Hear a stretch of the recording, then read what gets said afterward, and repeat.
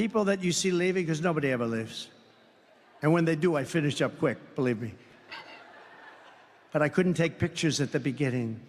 So I take them at the end sometimes. If I'm late, the plane gets late, you get delayed, lots of things happen. There's a little hurricane going on in Florida, as you know. And so what they do is they say, oh, please come up now at the end of my speech. I said, don't do that, because it looks like they're leaving, like your husband who owns this place. Coming from a galaxy near you, this is Brothers in Booze. And here are your hosts, Greg Washington and Doug Ziegler. Okay. Welcome to Brothers in Booze on this fabulous last Friday of September. Welcome to everybody on my personal Facebook stream. If this is your first time watching this craziness, cheers. Cheers. Cheers. Mm-hmm. What do you got there, Greg? Nobody's watching anyway. Y'all can thank Elon for me showing up on Facebook now because, yeah, whatever. Anyway, what I got, Doug, is something familiar to you. Burn bands. Smoked amber, baby. Thanks, Doug, right? You got me this thing, right? Yes, I did. You ever have this thing? I did. What do you think of it before I tell you what I remember of it? It's fantastic. Yeah, it still has that smoke quality. It's really good. I never had a smoked amber ale. That was what was kind of interesting to me, you know. And it definitely has that real nice smoky flavor, like campfire, scent and taste. So yeah, not too much, but just enough. We like it. Y'all can just throw all the smoke in there; would be good. But So good one. What you got? All right, I'm going to go with something that's more closer to you than it is to me because I went out late. This is Bell's Oktoberfest in Märzen. I have to ask: do you prefer Märzens or do you prefer fest beers when it comes to the Oktoberfest stuff? I'm going to be a goof and say I like them all. But I would say fest beers. If push, let's just say fest beers because they're least accessible, I think. Yeah, that's fair. I am definitely more of a Märzen fan between the two, but it's like 1A and 1B. You know what I mean? Victor, welcome. What's going on? Got my typical ridiculous pour. Oh, I love it. Give me all the foam.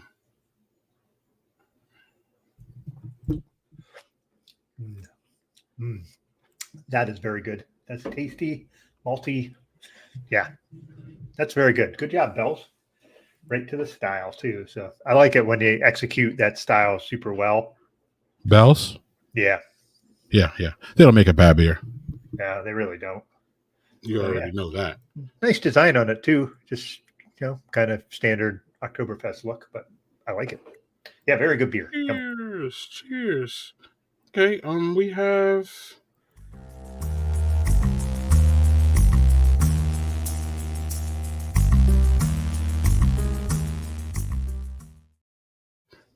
All right, Doug.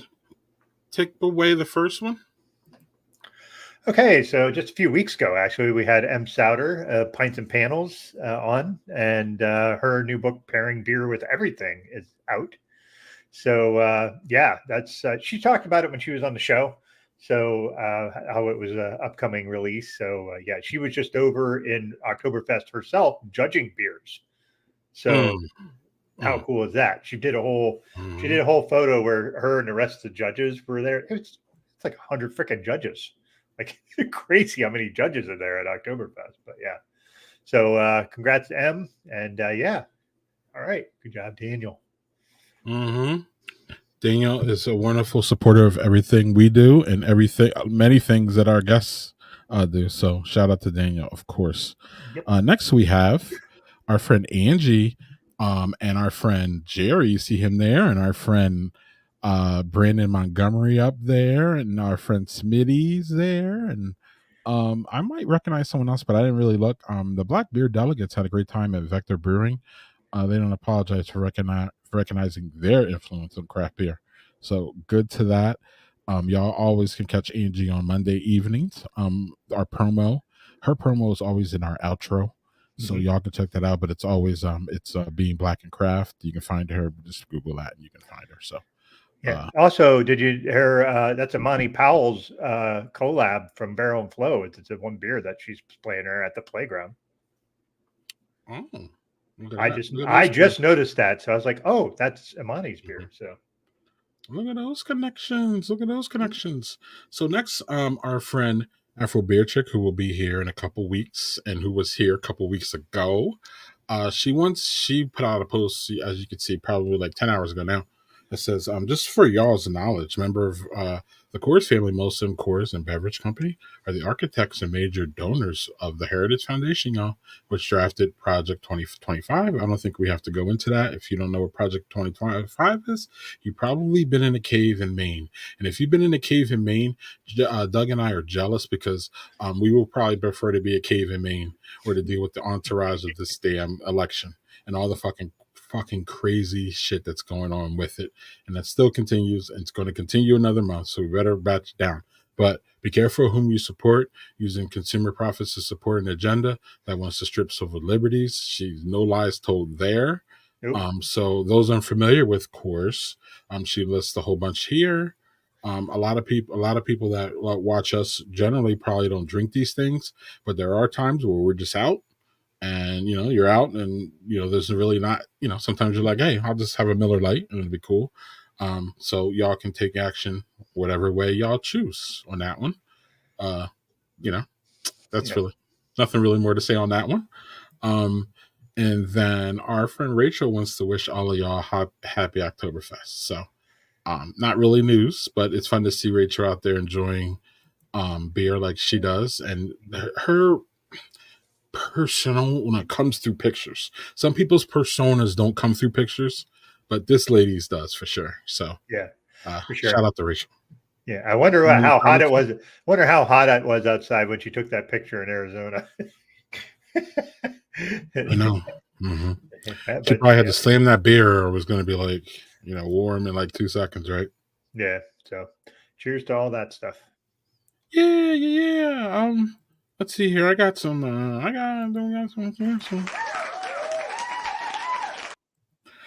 Yeah. We are celebrating Oktoberfest. Doug and I don't look like it. In fact, I got my new. What is this called? This is called a. I forget what it's called, I but always call it a beanie cap, but okay. I forgot. that Docker. might be a white person thing. A beanie cap. Mm-hmm. So we're not gonna no. So then we're not doing that. Yeah. Yeah. No. I think it's a Docker, Doug. I think that's what it's Okay. called. But Okay. I don't know. I wore it, and I want y'all to give me comments on it, whether you think it's cool or not. A beanie, JG says. All right. I don't know if I'm going to accept it, but Yeah. fine. Well, And Doug, what is your hat? so my hat is something. It's White Dudes for Harris when they did their little fundraiser for Kamala Harris when she first got in here, and I joined it and bought a hat. And Look at that. so yeah, supporting the cause, baby. The only thing is, I will complain about it is it's a hat that's mesh back, and I don't like that because I'm bald, and if I wear a hat out in the sun, I don't want to burn the back of my fucking head. So that's my only complaint about it. But I love that it's and I have gotten some supportive looks and some not so supportive looks when I've worn it out. So, So does it, Doug? Did you see that? I think he's talking about your hat because mine definitely does. Oh, mine? Oh yeah, it does. Yep. So yeah, Doug, you wearing that hat out? We like to troll. Yes, I do.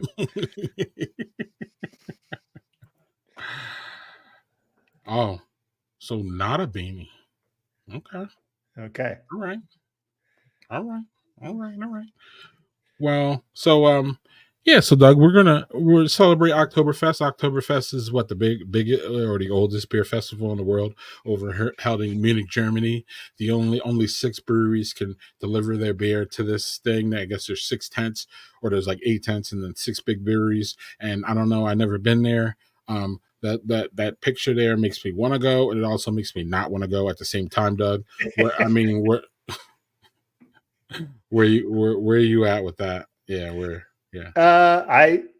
It makes me want to go because it's like a life experience, but I think also I worry it would be so commercialized at this point that it would feel like an American beer festival in Germany. That makes sense. That's what I would worry about. I would worry about it be too Americanized. When Joel and I do travel, which is not to Europe, as we don't travel as much as we would like because money. But when we go to Europe, I definitely prefer to do things that are more localized and what the folks there do. So to me, I'd wonder if that's like they'd be like, oh well, this is the American one. We have a smaller one over here. That'd be the one I'd want to go to.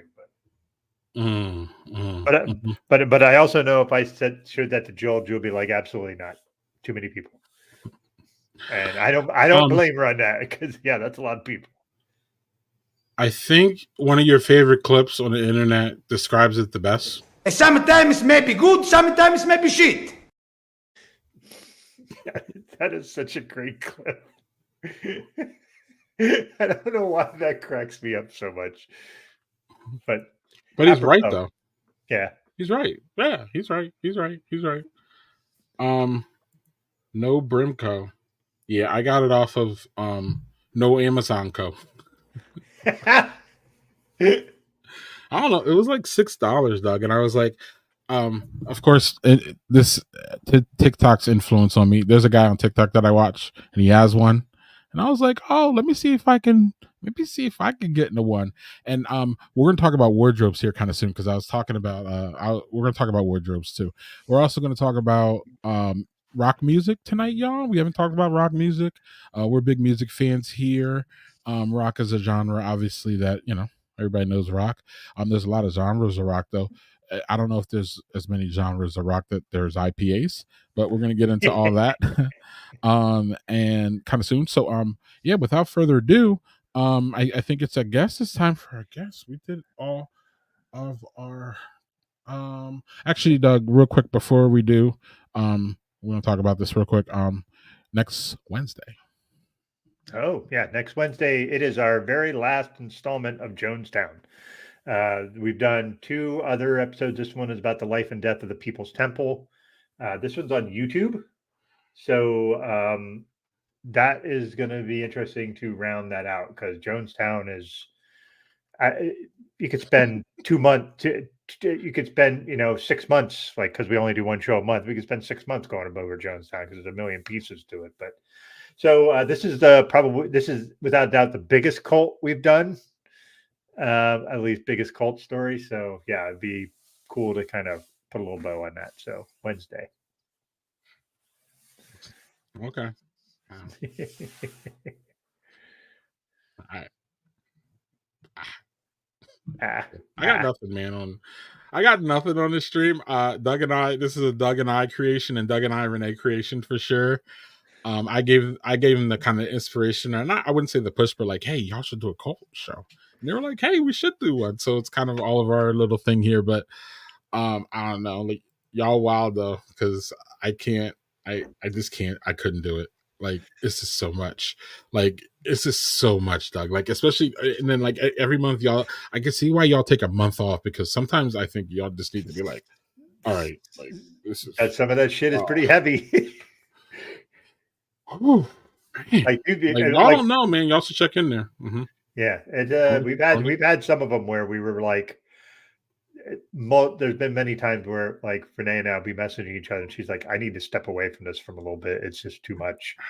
And I'm like, "Yeah, I get it." And And I don't know if y'all have ever seen it, but like y'all do trigger warnings, and sometimes the trigger warnings are like it reminds me of like the end of the drug commercials where they're like, "And this, and you're gonna die from this, and if you don't eat this, you have to do one thing, and then you have to do, and if you take it with aspirin, you're gonna die, and then if you don't take it, you're gonna do this, and then if you do that, you're gonna do this, and if you do that, you're gonna die, and you shouldn't do that, but it's cool, and you should take it." Like that's how sometimes when y'all do the trigger warnings, Renee's like, "Look, there's a trigger warning for," and then she doesn't stop talking for like 5 minutes.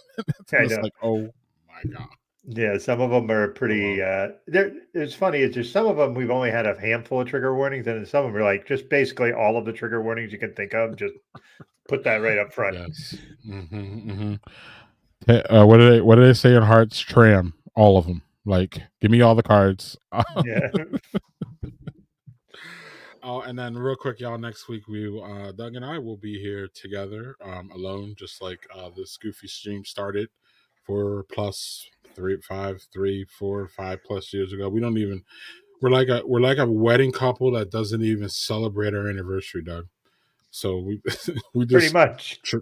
we trudge on with our relationship without any celebrations of it. So y'all can read into that However you see fit. Right. So without further ado, we have a few guests, y'all. We wanted some people to join us for Oktoberfest, because what's Oktoberfest, y'all, if you're not drinking with your friends and you don't have many people drinking them. So we're gonna bring on our I can't even call them guests. They're like our friends. So, but guests can be friends, Doug, But I don't like they're not mutually exclusive.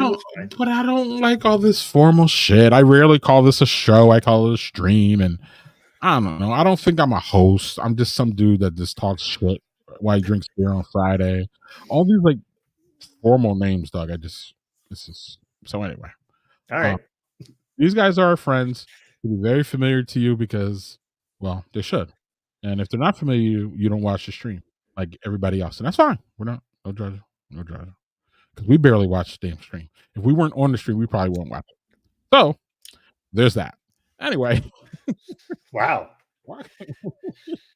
Yeah, we got high self-esteem for ourselves here, y'all, if you haven't figured that out. So without further ado, we're gonna bring our friend JHG. Hey, oh, look, he's what's the up? ex-president of the Teenage Mutant Ninja Adult Something like that. Home. Yeah. The at-home Teenage Mutant Ninja Turtle people. Yeah, that's it. Yeah. Okay, cool. Right. Yeah. I was one of them once. I don't. Yeah. Yeah. I don't know. What's up, JHG? What's in the glass? Not much, guys.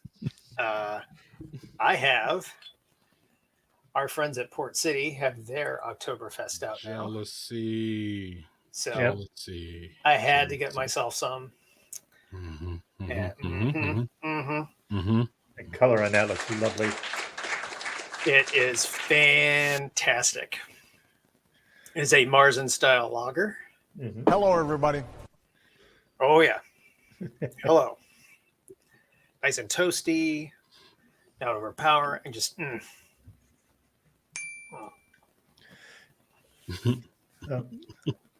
So, what's going on, gents? There's a lot going on, but there's a lot going on. Oh, well, I don't know if they go that far. Right. So, well, we might as well just bring him on to see what the hell's going on. Right. Daniel, hello. What's Hey. going on? Hey, wait, what? Look at that. What happened to your Port City? Where was it? We used to get it like we get the optimal obviously like all the time, but I was like, because I had it, do I want to say 2 years ago, and I haven't been able to get it since, basically, unfortunately. So it's a shame, because it's such a great American version out there. Probably one of my favorites. Thanks.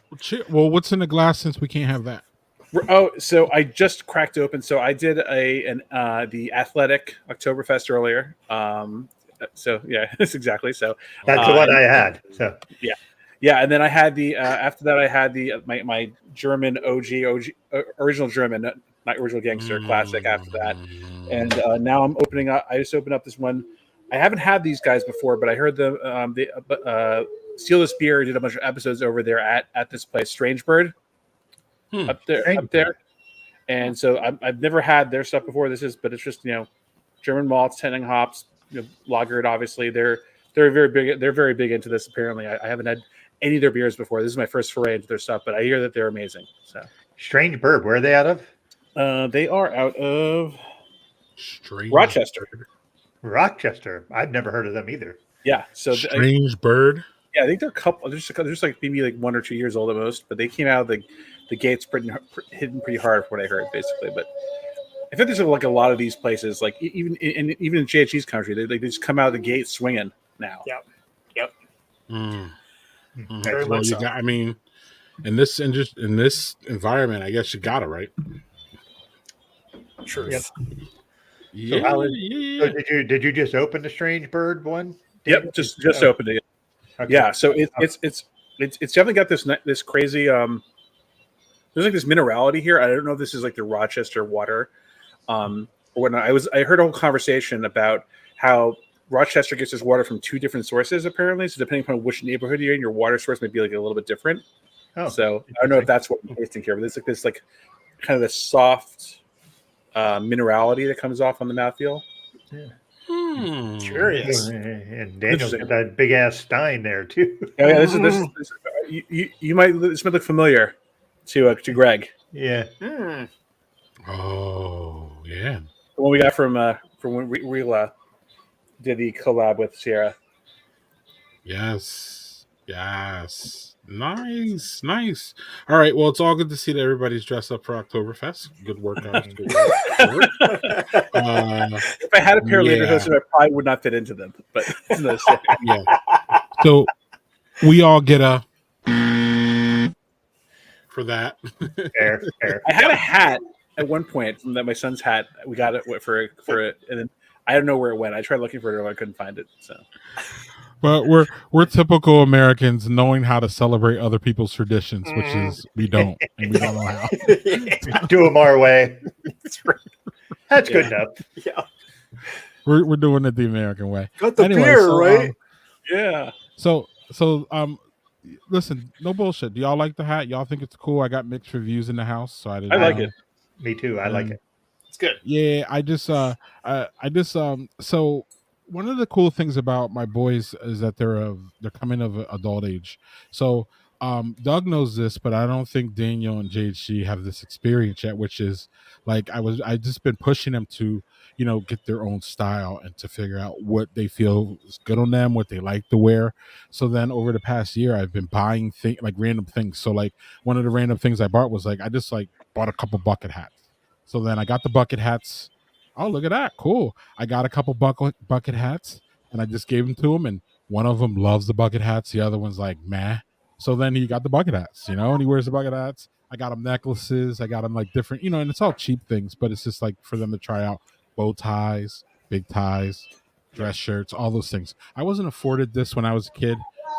Respect to my mom, but I wasn't there wasn't and maybe y'all, we could talk about this. Maybe y'all's experiences was like mine, where our parents just said, there was no kind of collective say, hey, you can this is your style, you got to kind of work through it. So I got this hat only because of what we're doing, and I saw someone had it on TikTok, and I was like, oh, I'm gonna give me a hat. So I got a hat, and I was just gonna give it to the boys, but I was like, I put it on, and I was like, I'm giving this shit up.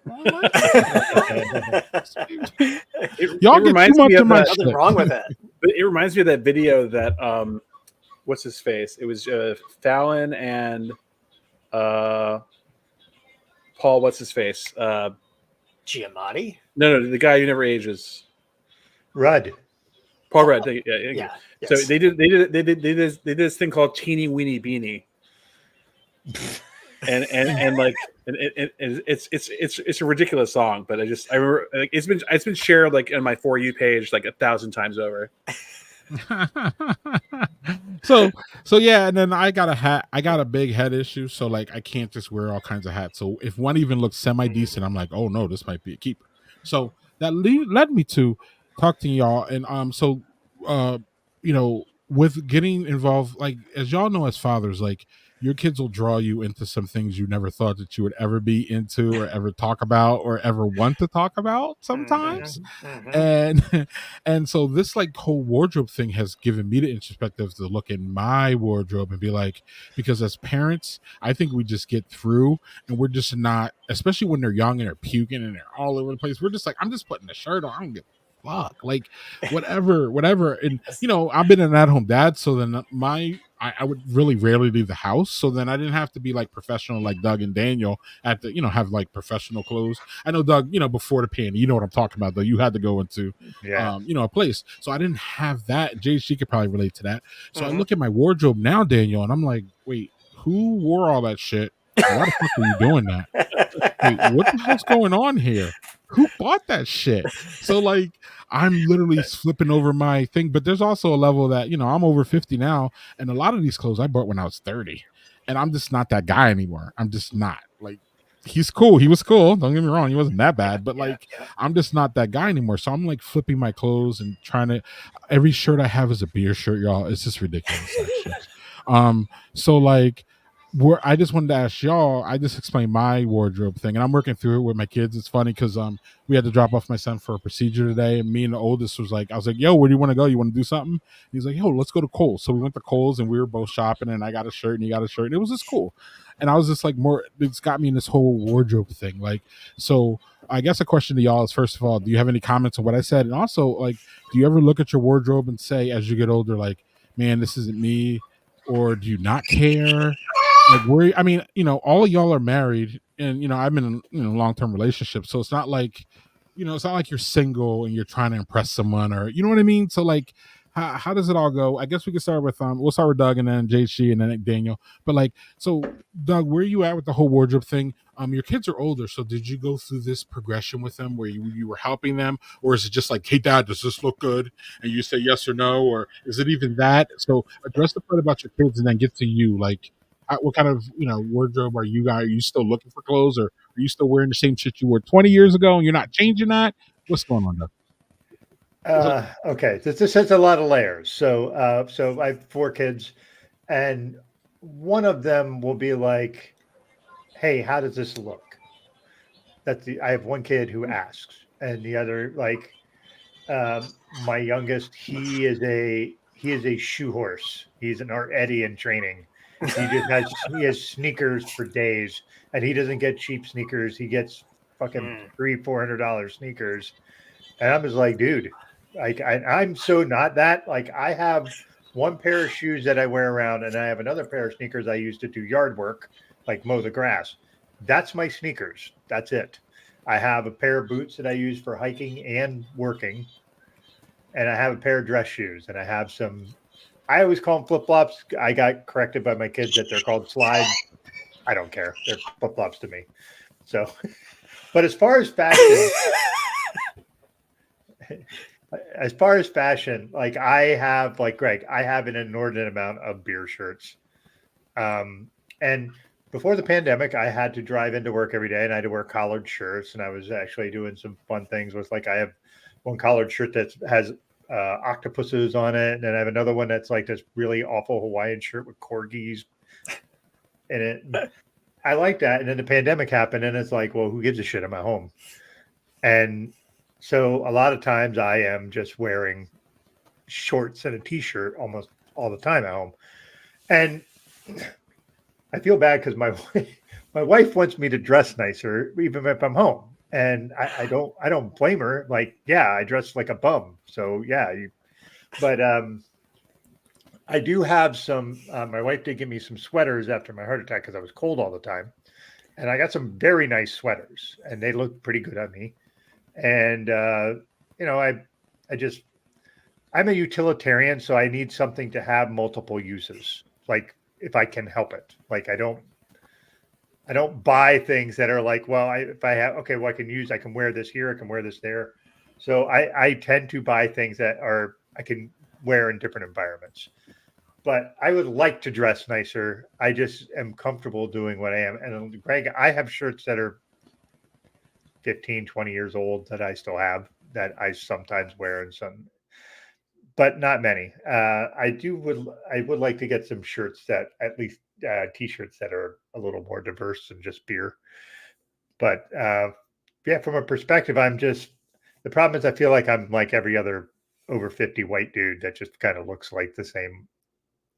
The only thing I will say that I did get that recently that I really enjoyed and look nice and are comfortable are the men's joggers, not sweatpants, but the joggers, because they're slimmer and they're not form fitting, but they're not, just sweatpants. But man, they're nice. I got a pack of 3 of them for like $40, and I'm like, these things are great. They're super comfortable. They don't look terrible, and they don't look like I'm walking around. Because most of my sweatpants are grubby as shit, so don't buy stuff.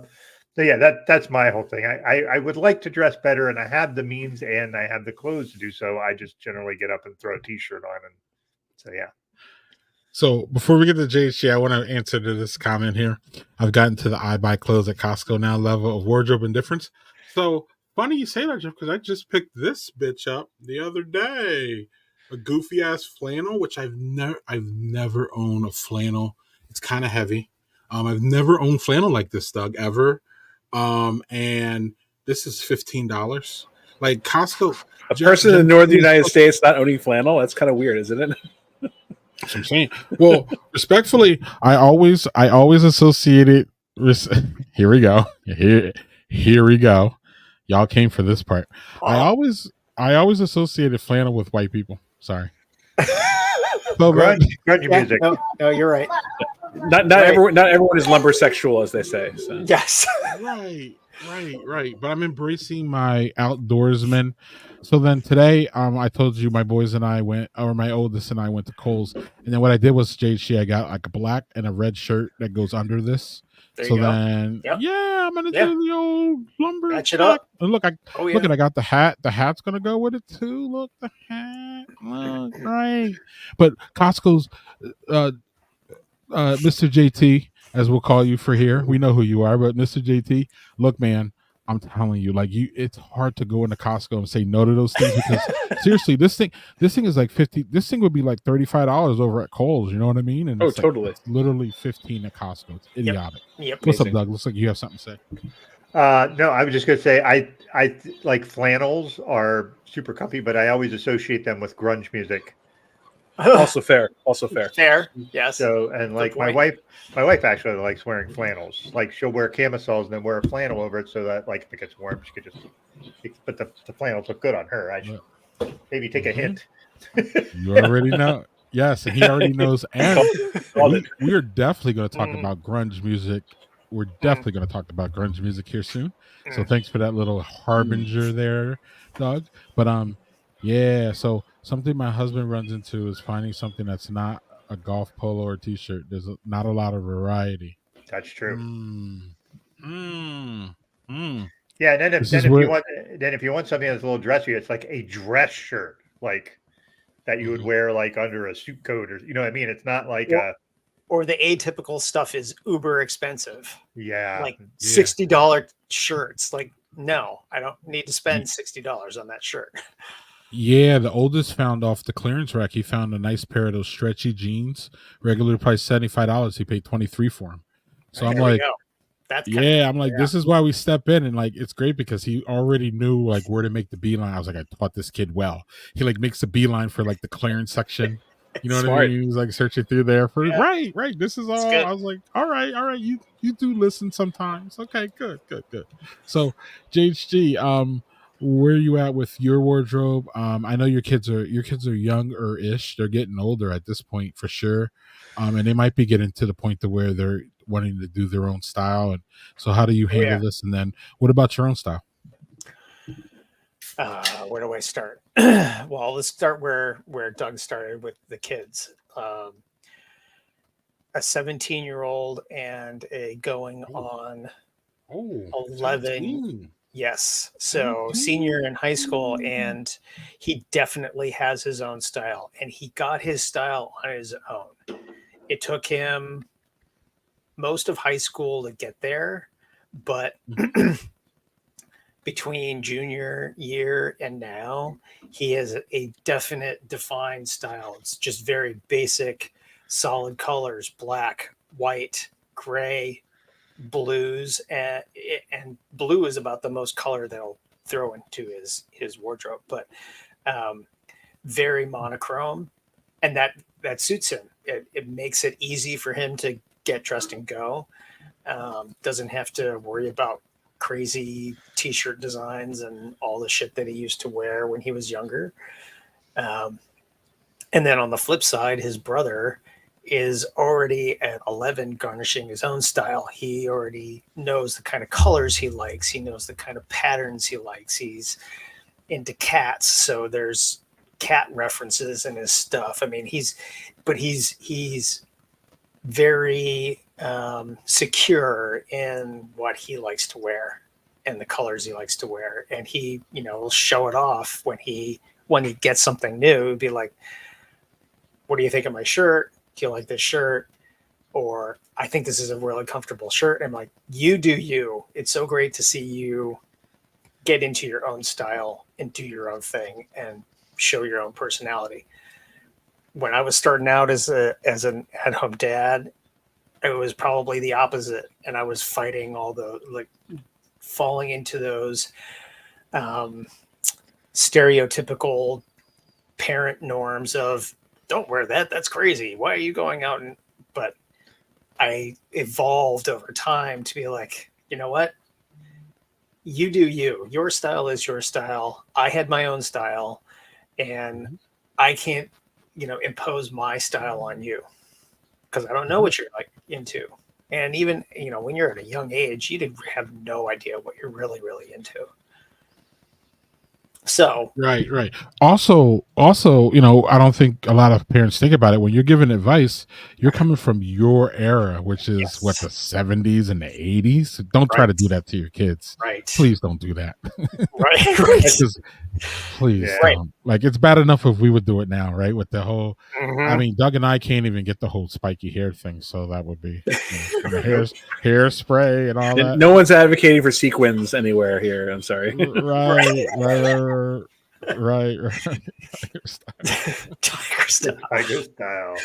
Nice. Oh man. So, So real quick before we get to Daniel, or JC, are you done? I'm sorry, I don't want to. well, Where's he at now? I want to know where you're at now so mentally. for me, my style has evolved over time. When I was, you know, without kids, talking about expensive clothes, that was the time to get expensive clothes. I could try out new styles, and being a designer, you know, what kind of cool looking shit can I wear? Um, but as I grew up, I started caring less about the cost of the actually I cared more about the cost of things and, you know, what makes practical sense. Do I like this shirt enough to want to buy it? Yeah, it looks great, but am I going to wear it all the time? So I've amassed a collection of t-shirts over time that I've had to, like, weed out, and I've kept a lot of them. I store them away, and I'll go back to them and dig through them. I'm like, why am I still holding on to this thing? I can't wear it anymore. It doesn't fit me. You know, it doesn't fit my personality. It doesn't fit my style. But for some reason, I hold on to these things because it reminds me of that time for some reason. But um, a lot of my style now is practical, like Doug is saying. Buy a pack of 3 for $40. Golden. As long as they feel good, and I think they look good, that's all I really care about. And I'm very fortunate in with my job that my employer doesn't care if I'm wearing t-shirts. Like, I monitor my own, like, I monitor myself and make sure I'm not wearing something inappropriate when I'm at work, because I'm in a public place and we see the public in our business. So it's not like I can wear the "fuck you" shirt or whatever while I'm sitting there. Um, so I kind of moderate that as I go through my life. But, you know, it's anything from college shirts to band shirts to um, random cool looking kitschy shirts. So, has your style changed over the years? Do you feel as an older man with older kids? Do you feel you should, you know, your look should change, or how do you feel on that one? No, I never really cared much about, like, changing and evolving. As long as it was comfortable to me, I didn't really worry about ultimate style. And I will go. My parting point will be that I don't know, 4 or 5 years ago, I got a flannel. I got 2 flannel shirts, and I wear them because they're comfortable. It's another layer to put on when it gets colder, and it just feels comfortable. The one thing that it reminds me of, and I still wear them despite this, it reminds me of Don Jr. when he was sitting on the stump. And that kind of hurts me a little bit inside. Like, Dump Junior. yes, Dump Jr. Okay, what about Dump Junior? There was a photo shoot he did, I don't know how many years ago now, where he was out in the woods and he was literally sitting on a stump, like, Oh, I remember this. Yeah. and he's wearing a flannel shirt. Like, no, dude, you're not. I have not thought about that in a long time. You're not an outdoor man. You can't even pull off. No, you can't. You're pull not that an shit off. outdoor man. You're not an outdoors man. And it was just, it's so ridiculous. And so I every now and then when I pull out my red flannel, I'm like, shit. Do I look like Don Jr.?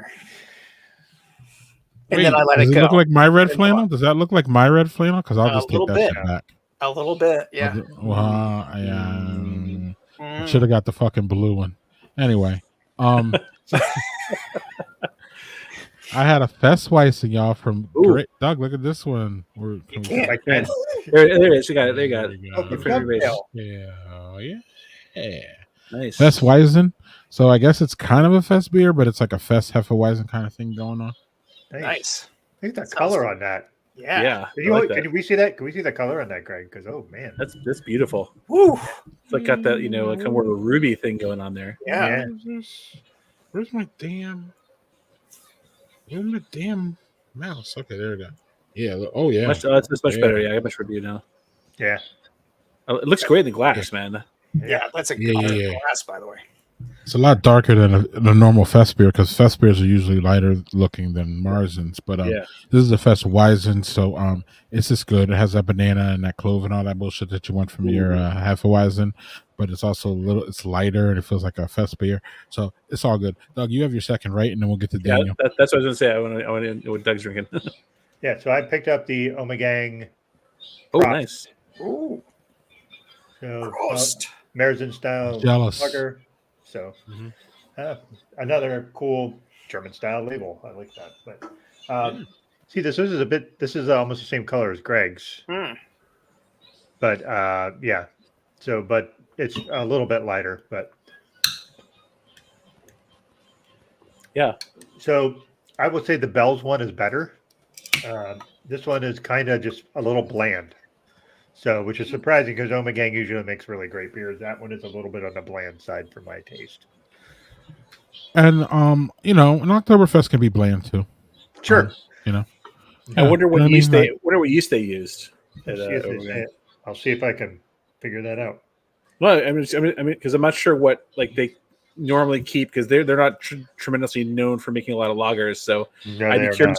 I would be curious to know what yeast they use in their beer. So. Yeah, they don't say on the label, so I'll see if I can look it up. Oh, no, it's all good. I mean, not everyone's very friendly with that information all the time. Yeah. So yeah, Daniel. So I know your kids are younger, so you could skip the whole. What do you do with your kids if you want? I mean, honestly, so everyone here may or know, and I don't know if viewers know, but yeah, so both my kids are on the spectrum, so they're 100% utilitarian. Is it comfy or not? Are there tags or not? And that's 100% of basically what drives what they're okay with, pretty much. Everything else beyond that is just it's more for my wife's or my benefit, basically. Oh, it looks so cute on them, kind of thing. And my older one is also my older one is actually 11 as well, like Jay's younger one. Only catch is he's almost 5'4" already. So he's already kind of needing to move into adult style clothing just about. So that's a whole other kind of mindset, which I just was not ready for. Wow. But yeah. So Dan, you're I don't remember you being taller than me. No, I'm only 5'9", so And definitely, it's how like tall is the wife? Is the wife taller than you or no? no, she's like 5'6" So around there. where did this height come from? The mailman? Sorry. My yeah, exactly. Yeah. No. My mom's dad was 6'1". Oh, okay. It always comes from somewhere though. You know what I mean? It The always there's gene. always that level of like, no, that's wow. So he's growing fast. So he's going to be a tall one, Yeah. or maybe. He'll outpace me. He'll probably outpace me, and Caleb, my younger one, might outpace me too. But for me, like I'm kind of like a right where with all you guys basically. So it's like I mean, I still wear I go to the office three days a week right now. Although who knows how long that will last. But yeah, so at the office I wear slacks and I wear button down shirts pretty much all the time. So that pretty much has not changed. When I was still in banking way back when, up through like 2009, basically I was wearing suits 5-6 days a week.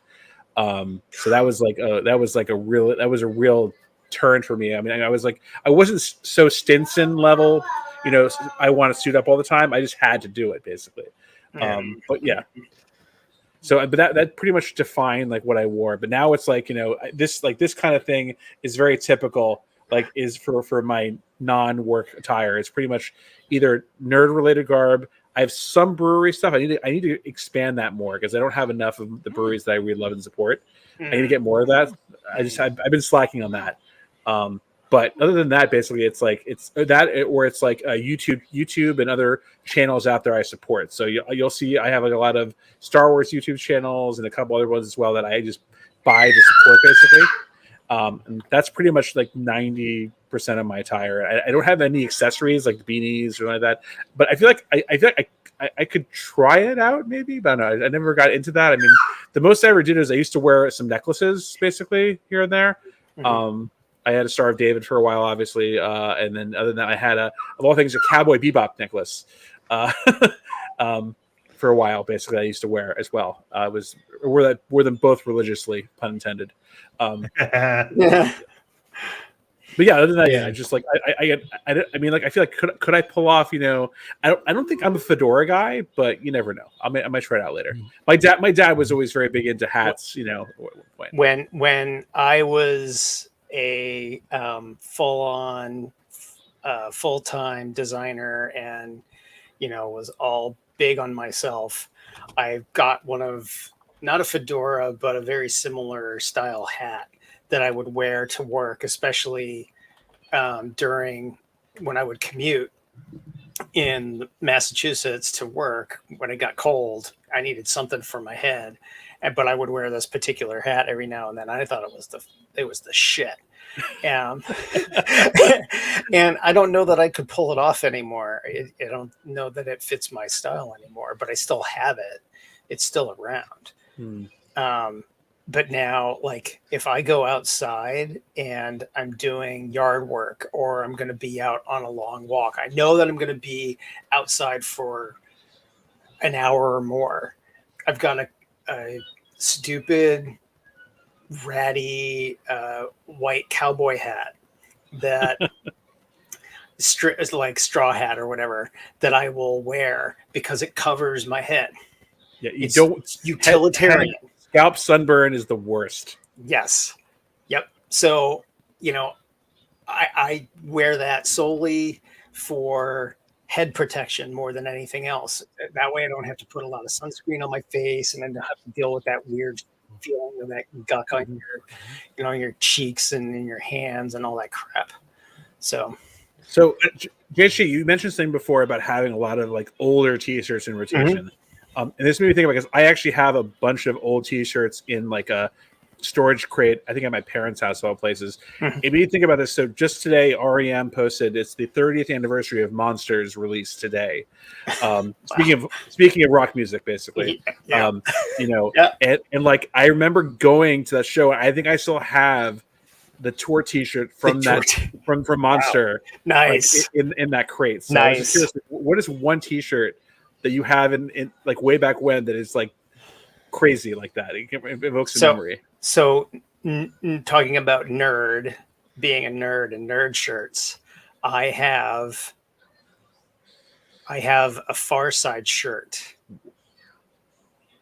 back when he was big, like really big on the scene. And it's like my favorite one, which is the Midvale School for the Gifted, Yes. where the kid is pushing on the pole door. Yeah. The first time I ever saw that cartoon, I lost it. I lost it for like 30 minutes, I swear, because it's so damn funny. And so I finally found that shirt, and I still have it sitting in storage. The other one is the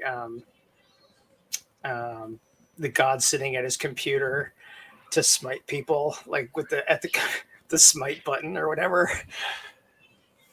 I always found that funny. Those are some good ones, man. Yeah. So I have a quick question for you all. So my wife and one of my kids are very much into thrift shopping, like going to probably Goodwill or whatever, like things where you can go pick up basically upcycled clothes and all that stuff. Is anybody in here or in your family into that sort of thing?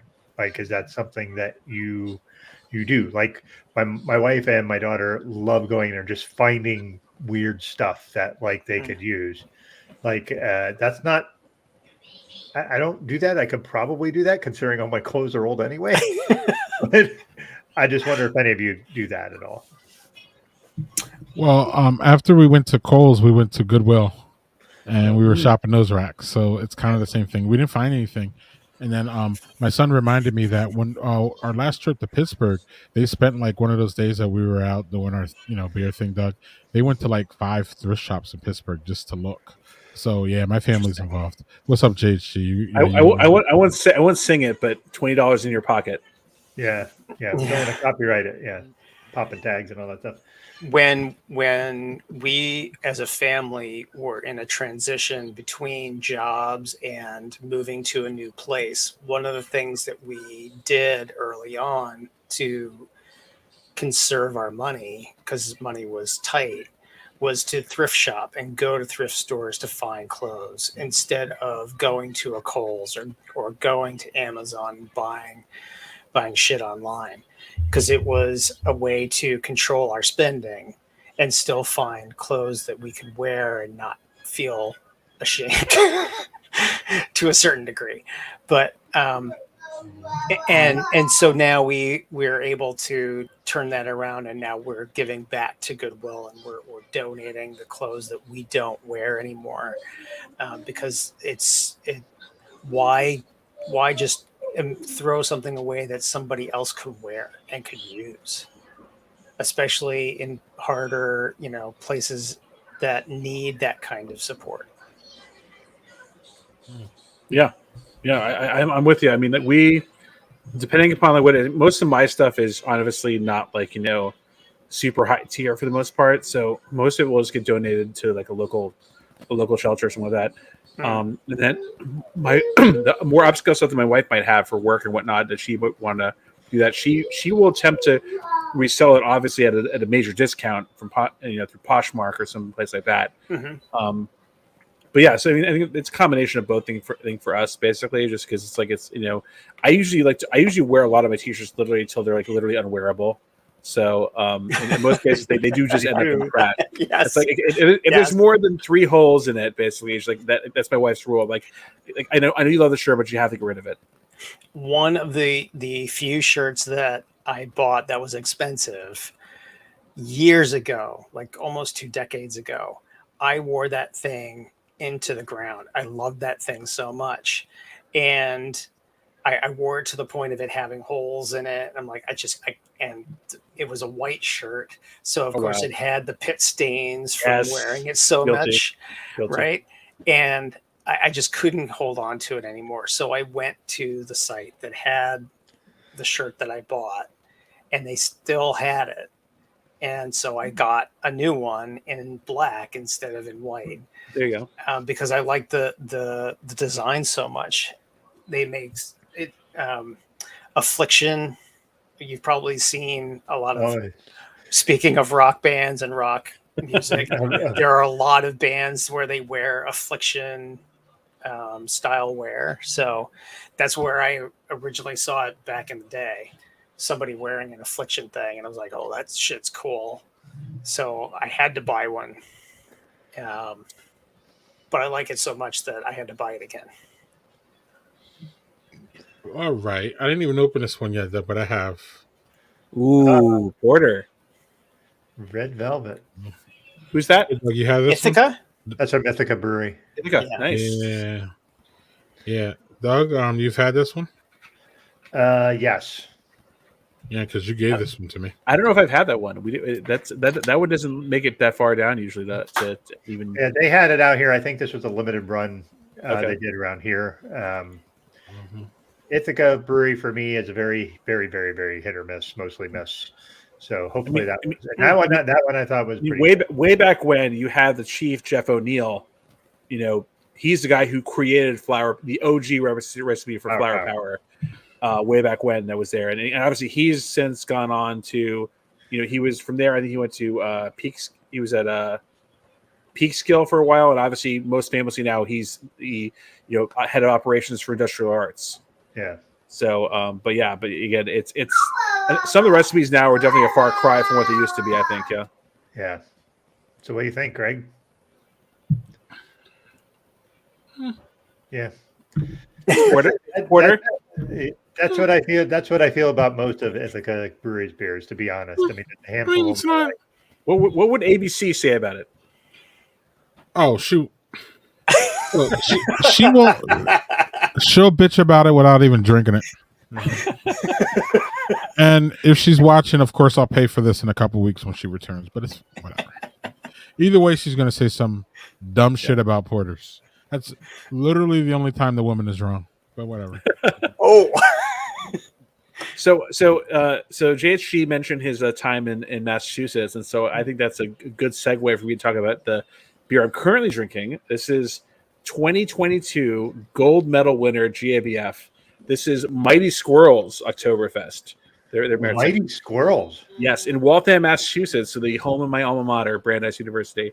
And yeah, so basically, yes, it's definitely it's kind of meeting your darker side elements that you guys have been pushing forward now. So it's a little bit darker and whatnot. But yeah, I mean, this is actually it's tremendously well, balanced. I can definitely see why this would be a contender, because it does bring in a good balance of all these different elements we've kind of been talking about with with these Märtzens out there.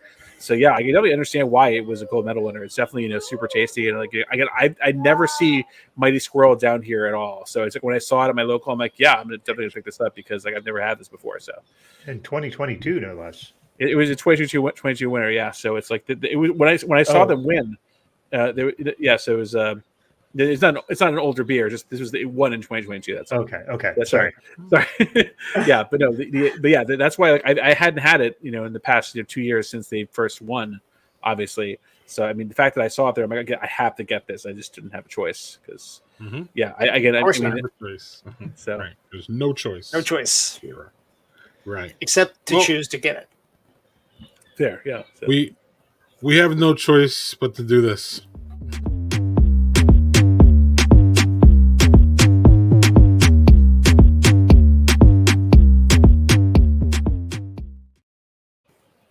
So I wanted to talk about rock today, because I didn't know until late this afternoon that JHG would be joining us, and one of the things, as you are about to see, JHG is a big fan of rock. We'll tell you which genres of rock that he likes and all that. We'll get into that. But I don't know. Today, little quick story.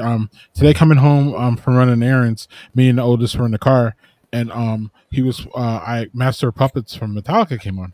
And we were just like singing this, and I was like, so I went on to tell him about Metallica and how I feel that they're one of the best speed metal bands that I grew up with. I had a whole lot of Metallica is my pump up song. So if I did any kind of sporting events, Metallica was always weaved in there. Just that speed metal got me going. It's like, music, some people, again, everybody has different pump up music. Sometimes it's rap, rock, I mean, there's all kinds of genres for that, but Metallica was always mine. Especially when I played hockey. I love Metallica for that.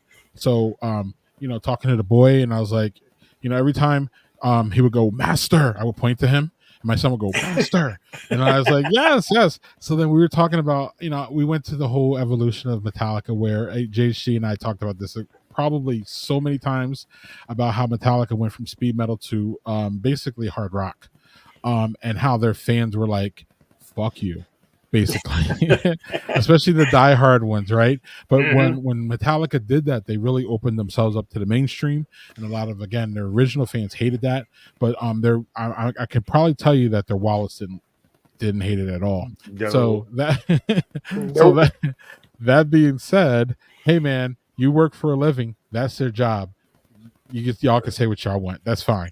But my son was like, wow, like this is really good, and he liked it. And I was like, this is speed metal. And he's like, yeah, I'm familiar with speed metal. But I was like, he's like, one of the things that he told me was like, I was like, one of Metallica's things is one of their things that they're known for is touring. These motherfuckers toured like almost 365 days a year. They toured when they didn't have albums. They toured when an album was coming out. They toured after an album. They toured all the time. Like that was this Metallica. They were roadies. They were always on the road. And my son was like, wait, how does he scream and holler like that for 3 hours a night, 365? And I'm like, I'm with you. And I'm like, that probably led to a lot of them going a little bit, like taking it down a notch as far as being Softer. like speed and heavy and softer and the screaming and all that, because I don't know if that's sustainable for 35 years. So then he went on and asked me, he's like, hey, is dude still around? And I'm like, hey, Metallica still tours. They don't tour as much as they used to because they're older, but I'm pretty sure Hetfield, or I'm not sure, you tell me, but I'm pretty sure Hetfield's voice is pretty good still. Yeah, it's still all the yelling and screaming, unlike some people we know, respectfully, Axl Rose and that guy from Motley Crue. Vince Neil. Vince Neil. Yeah, I even think Sammy Hagar sounds a little rough now, right? Or is it the other one? David Lee Roth always sounds horrible. David Lee Roth sounds horrendous now. Terrible.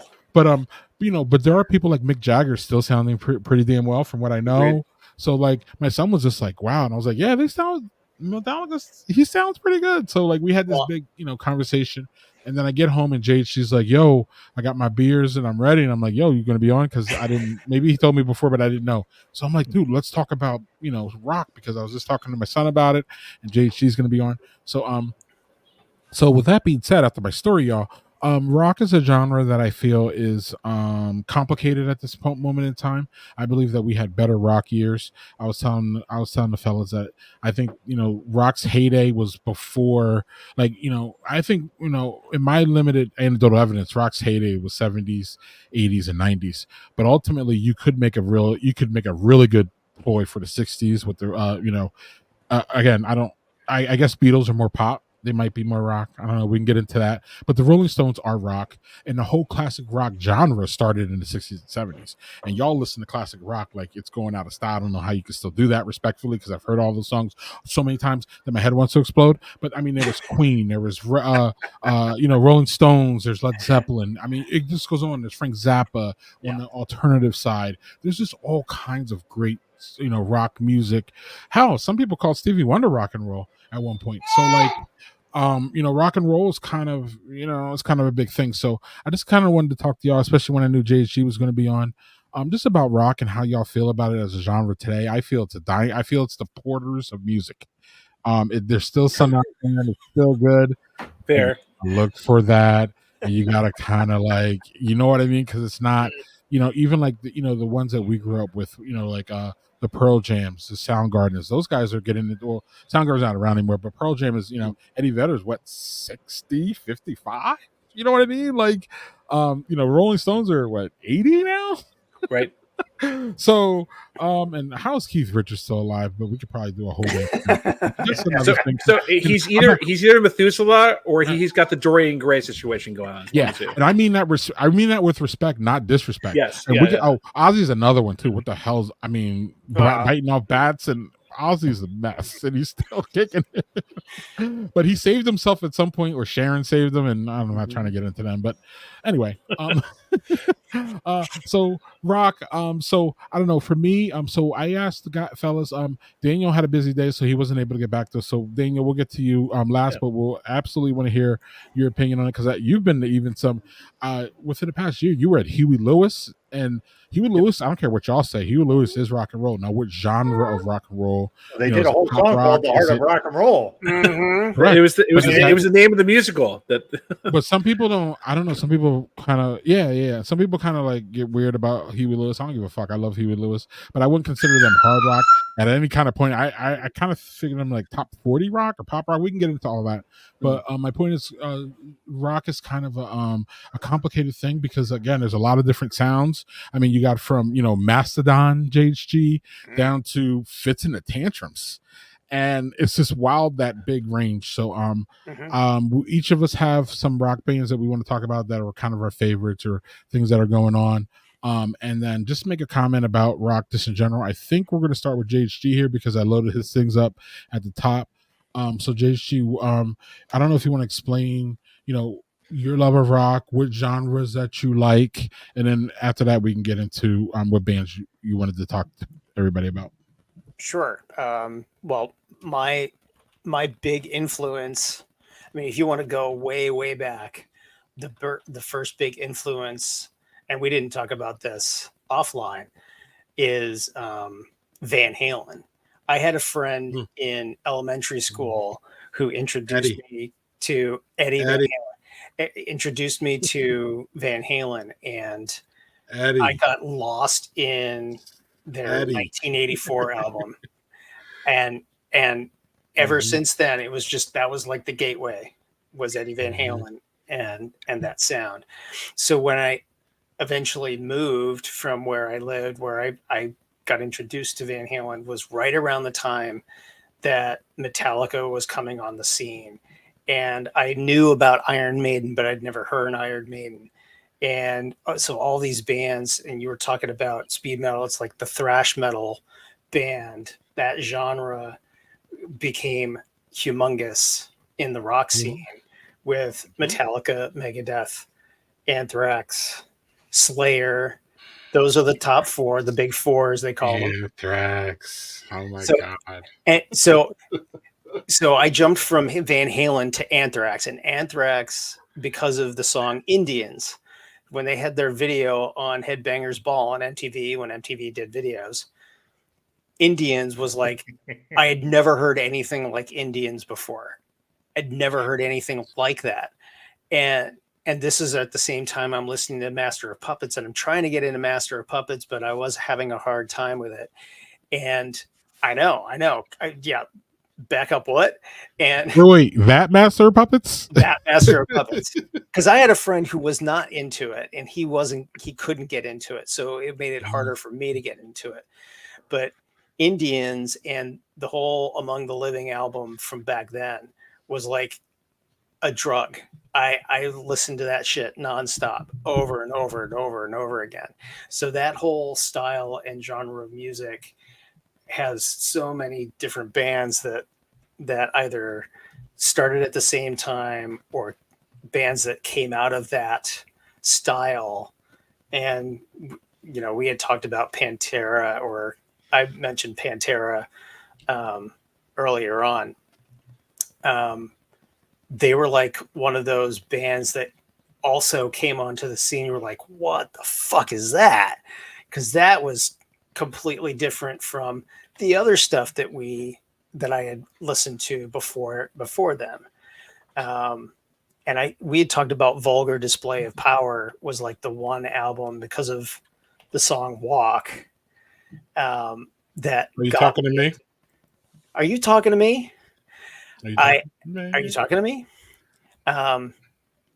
Got me into that band and just the level of musicianship and how they played and sounded different. And they weren't exactly speed. I mean, they played fast, but they played at various tempos, and it was just raw.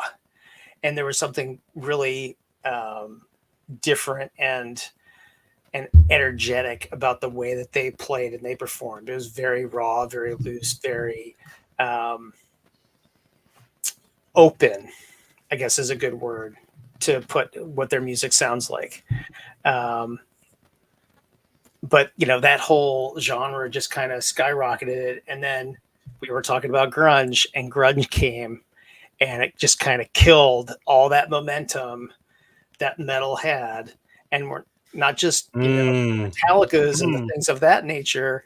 The same time there was Poison and Motley Crue and all these bigger bands that were making a name for themselves, getting out there. Now referred to as hair metal, basically. Hair metal, yes. Right. Ozzy was in that sort of stream of bands because of his success after his guitarist Randy Rhoads died. He had a couple of albums that really got him going, and then that guitarist left, Jakey Lee, and Zakk Wylde came onto the scene. And so you've got Zakk Wylde, who took Ozzy and helped him propel him a little bit further down the road. And then, like we said, grunge came around, and it just kind of upset the apple cart, and everything just started like totally fucking changed, because radio and music companies, they loved grunge because it was new and it was different and it was popular for people. So they changed their direction and said, all right, now we're going to focus our stuff on these guys. And let's get flannel. Okay. So are you blaming Metallica's evolution on grunge? No. I blame Metallica's evolution on Metallica because they decided they made that choice. Yeah. They made the choice because I remember distinctly Metallica back in the day were like, we want a producer we want Bon Jovi's producer. Like, they heard the sound of Bon Jovi. They didn't care about the music of Bon Jovi, but the sound, the production of their albums. And they were like, we want that production on our albums. And so that's when they got introduced to Bob Rock, and Bob Rock turned them into soft rock.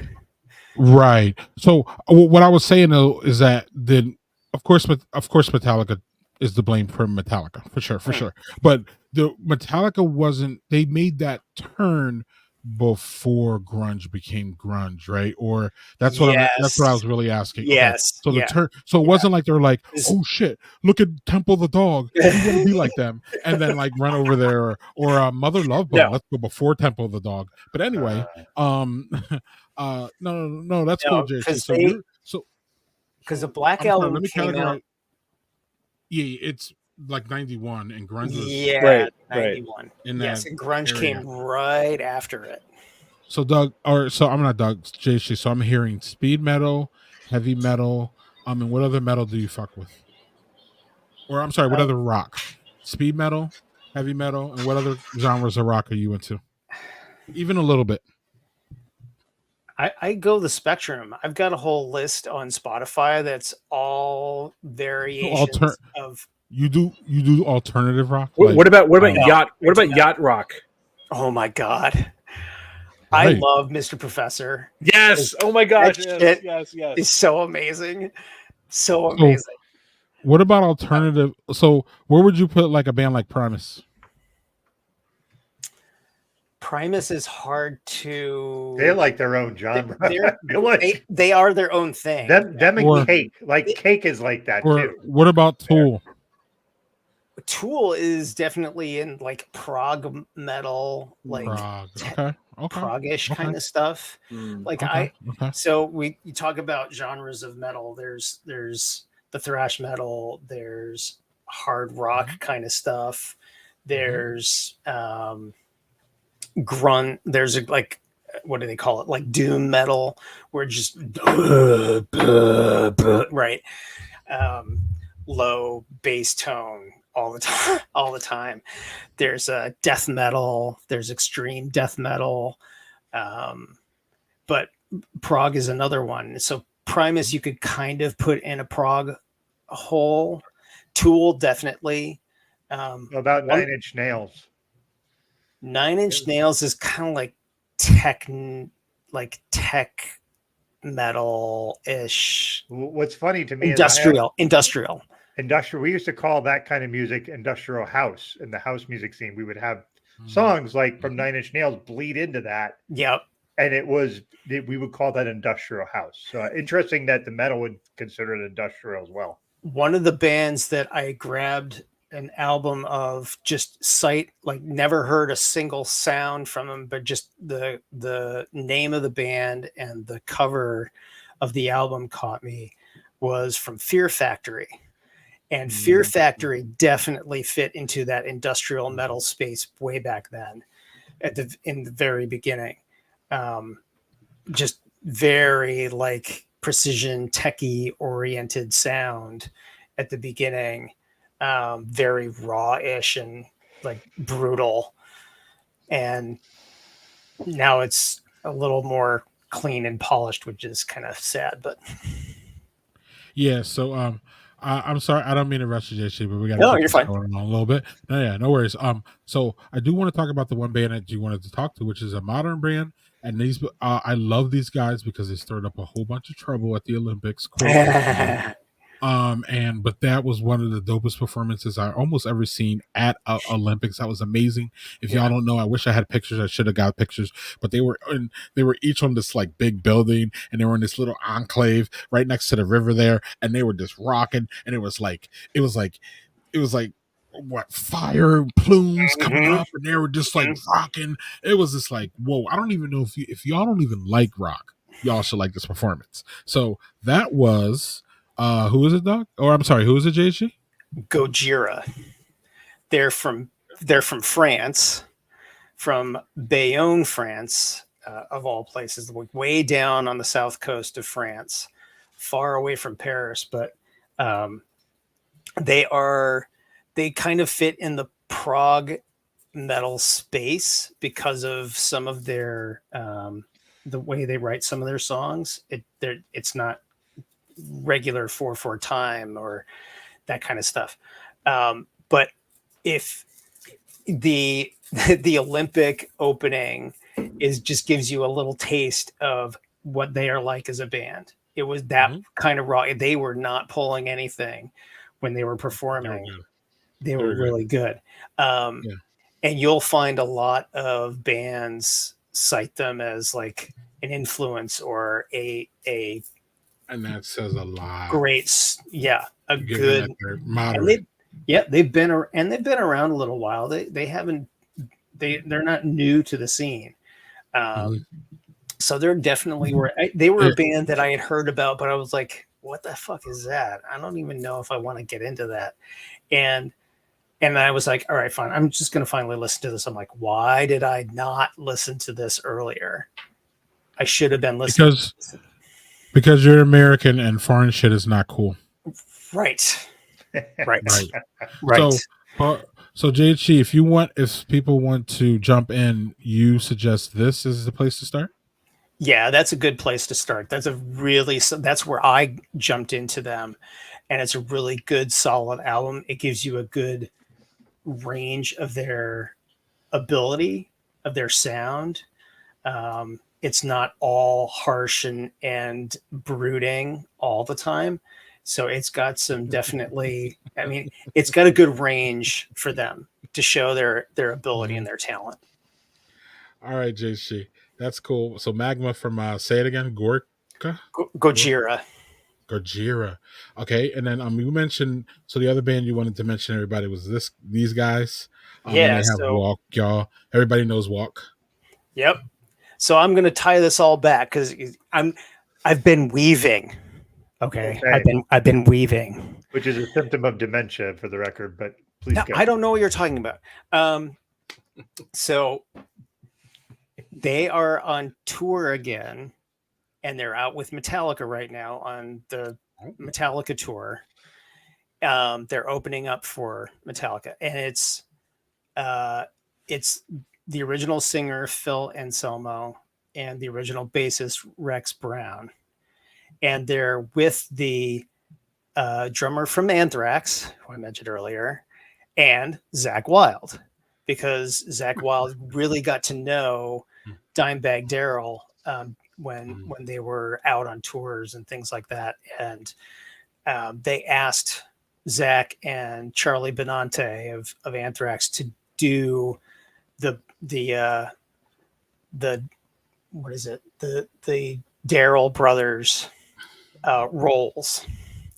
And I have to say, it is that they sound eerily like the original band from back in the day.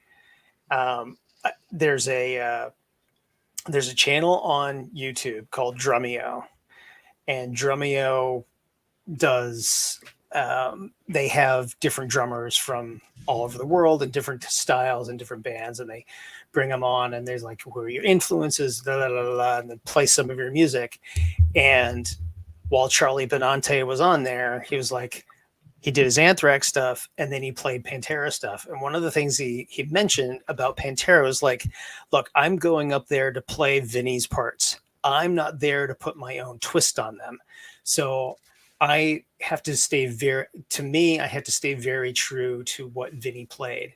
And if you listen to it, if you didn't know that Charlie was behind the kit, you would have no idea that it was Charlie, because he plays it so spot on, like Vinny did back in the day. So every now and then when I see clips of them playing live, I'm like, yeah, that's the shit, man. They knew what they were doing, because I did have a chance to see Pantera back in, like, God, when was it? 94, 95, something It like was that, the 90s. in Rhode Island. And that was just a insane fucking show. Oh my God. So insane. Can I just ask a question? Like, why is it that the drummers are almost always taken from us first? Right? I Why thought it was more guitarists. Like not the bass players, but the guitarists. It seems like Well, that. I mean, in this case, the guitarist went first and the drummer Right. came second. And for completely different reasons. I feel like that, you know, Spinal Tap or some other, you know, they mentioned these kinds of tropes out there basically already. So Yes, yeah, that's true. Taylor Hawkins. Yeah. All right, JG, that's awesome. So we're gonna move on quickly here. Actually, mine should go quick. I'm up next. Metallica is one of my favorite rock bands. I've already told y'all Nice. why. It's basically pump up music for the most part. Metallica took me a little bit to warm up to, though. JG, I was actually kind of a little bit afraid to embrace, because it was kind of, I don't know, like it gave off weird. I don't know. Right. Not Right. the- It was the- hard to describe what it it was. gave off weird vibes. Like, is it cool to like this? Should I like this? What's going on? Like, Right. I wouldn't say. I don't know. It was just something weird about it. So it just really took me a bunch of times to hear it. But once I got it, I was like, oh yeah, this is especially for, so to me, y'all, for me personally, music is like a beer style. There are times and places for all of them. So I don't necessarily want to get up and listen to speed music, but when I'm ready to knock fucking heads off, I want to hear some speed music. So some speed metal, you know what I mean? Like, generally speaking, I'm not looking for that. That's not my genre. But I'm usually like, I'm a poppy guy. You got to catch me with a stupid dumb tune, and like I'll just be into it. Y'all know I've been spreading around that they're eating the dogs and eating the cat song. I can't get that shit out of my head, and I play it all the time, and it's just some stupid earworm song. Yes. So I'm really grabbed to that. And respectfully to Metallica, they're not earworm music at all. They're not like catchy tune. You almost have to be in the mood for them, in my opinion. So yeah, Metallica is one of my favorite ones. And even when I listen to them, they take me back to when I was playing hockey. They take me back. And that's a big thing about music, is how much did it affect you? It takes you back. So Metallica here. So if y'all, again, I don't know who hasn't ever heard of Metallica, but if you ever wanted to jump in, I have these three generally are probably the ones where you start. The only one that's not here is the one I told y'all about, which is Kill 'Em All. and that happens before the two on the right there, and that's like one of their heaviest ones. So if these don't like, if you don't like, maybe you want to, if you never heard Metallica, maybe you want to ease in with the black one and then go back to those other two. But you've heard, Yeah, because unless you live in a cave, you've heard so many of these songs. You've heard them. Trust me, you've heard them. the one Especially Enter Sandman. Everybody's heard Enter Sandman. Everyone's heard that. If you haven't heard it, I mean, that's a stadium rock song. Especially if you're a fucking New York Yankee fan. Fucking stupid Mariano Rivera. Yes, that's true. That's true. I can't deny it. Yeah.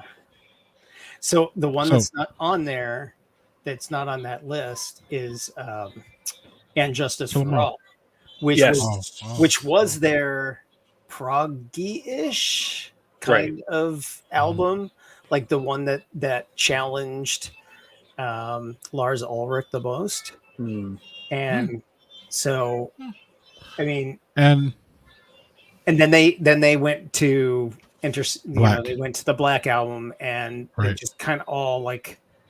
And Enter Sandman's probably their most commercial song, right? That's probably their biggest. Oh yes, by now. I mean, as far as the only one that I could consider an earworm, in my opinion, is for me, like it was rent free in my head, is the strumming opening from Nothing Else Matters. That to me, like it literally is just a basic arpeggio scale on the guitar, but it seeps into my being. Honestly, because and then just hearing the first words coming out in that song when they drop, it's just like it's still, even to this day, it hits me. So and Justice. One last point about Justice for All. And Justice for All has the best Metallica song ever, in my opinion, which is One. That song builds up. Which was that song is it. Which was their very first video. Like that was the whole thing about that album, was like, this is the first time that we've ever done a video, because all the other bands in that time are like, they had like 5 videos out by then, and they had none. So they were like breaking the mold. We're not. And they were sellouts for that anyway. I didn't buy it then, and I'm not buying it now. So that leads me to the next band that had the most profound effect on me for the most part of my life is this one. Nice. Soundgarden. Soundgarden was not my first genre, my grunge. I was really into Mother Love Bone, and actually then Doug said in one of our threads, what's the other one? Why do I forget that? What happened at the Mother Love Bone? Hunger Strike. Temple of the Dog. Temple of the Dog. Yeah, Temple of the Dog. Yeah. And as we know, Chris Cornell was in Temple of the Dog, and so was Eddie Vedder. But Soundgarden is absolutely another hockey band for me. And Soundgarden is really more, we might be talking prog, we might be talking industrial. It's definitely grunge. It's definitely hard metal, or not. It's not metal. I mean hard rock. It's definitely not metal. But Chris Cornell's voice is everything to me. Was everything to me. That guy just spoke to me. Every time I hear his voice, I'm just like, all right, I gotta stop what the hell I'm doing. It's just one of those profound things for me. And then here are the boys. I miss Chris Cornell, man. That dude was awesome. The thing that gets me about Chris Cornell, sorry, I know this is gonna be a macabre thing, but one of my favorite Soundgarden songs that I don't think a lot of people know is called Pretty Noose. And we know how Chris Cornell left us. So every time I hear Pretty Noose, and I heard it this afternoon, it just hits a whole lot different. It's kind of yeah. So that's why I'm like, I'm sorry, y'all. I'm sorry. So then real quick, y'all, and then we'll get to Doug. And so if y'all want to start with Soundgarden, I like these two here. Ultra Mega OK is an old Ultra Mega OK is an old school Soundgarden. They don't sound anything like the later albums, Black Hole Sun, which is a complete horrible song that y'all just fucking played too much. But that's a good commercial song. Well, it's not horrible, but it's not like super unknown. But did you like the yacht rock version of Black Hole Sun? Black Hole Sun is, here we go, y'all. You ready for this one? You ready? Yeah. Doug will love this one. Come on. Black Hole Sun is the spotted cow of Soundgarden songs. There you go. Wow. There you go. So Wow. anyway, there's that. But so Ultra Mega OK. If y'all even Soundgarden fans, you probably haven't heard this one. Go back to Ultra Mega OK. Trust me, it's really, really good. And then Bad Moto Finger, I already heard Daniel say. There's just so many classics on that. I just love Soundgarden. I love every album. I even love the old album, the new one. I just can't get enough of that. So Soundgarden and Metallica, I could go on and on. I was going to do Fits and Tantrums too, because they show another level of different kind of alternative rock. So I like all the spectrums of rock. I think rock is fantastic. It's rock and roll. It started a different thing. I just think it's going out, like I told y'all, it's like the porter of music styles, where you can still find a good one, but you're gonna have to search for that shit. I constantly imagine myself leaving the office listening to Rusty Cage, just because like that just it's like because that's what I feel that every time I want to leave the office. So. That song is just now. I'm gonna have to play that because I didn't play it this afternoon. So once we get off here, I'm gonna do that. Doug, tell us about your complicated history with rock music. All right, so I am always been a house music, dance music, rap, R&B person. That has been what I do. Now, that's not to say I didn't enjoy 80s rock or 90s rock with the grunge.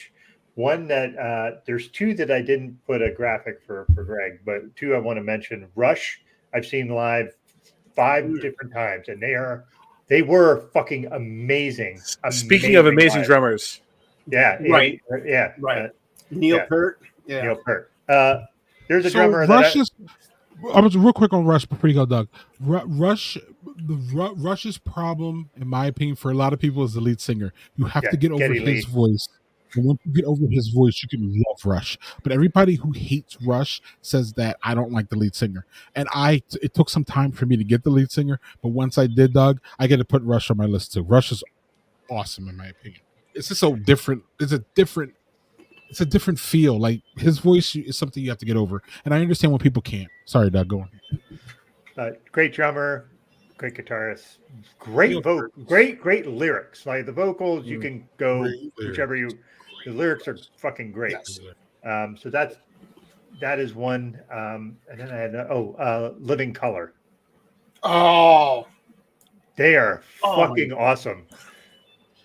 amazing. JC and I are fans. Yeah. I So- saw them recently too, and they nice.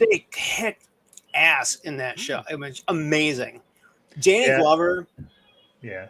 is beyond amazing as a singer. Yeah. Well, and Yeah. real quick, Doug, sorry, you brought him up, so I have to. Living Color to me, obviously, because they're a black rock band, literally like changed my life as far as being able to see someone like me playing rock music. Because by the time I grew up, rock music had been, well, I think. How about this? Black people abandoned rock music by the time that I got to it. How about that? For the most part, respect Lenny Kravitz, respect Living Color, respect who's the Hootie guy, respect all that. Jerry's record. I'm sorry. Yeah, I'm sorry, Doug.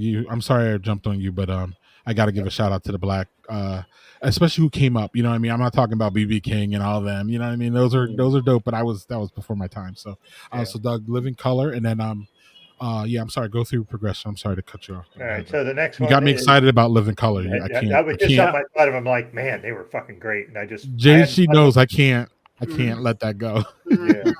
Yeah. So the one that I did give you a graphic for, which is it's a newer band. Here it is, Sleep Token. Oh yes. And if you want to talk about a drummer, JC, the drummer plays this crazy style of drumming, and he was given the award as the best drummer of any band last year.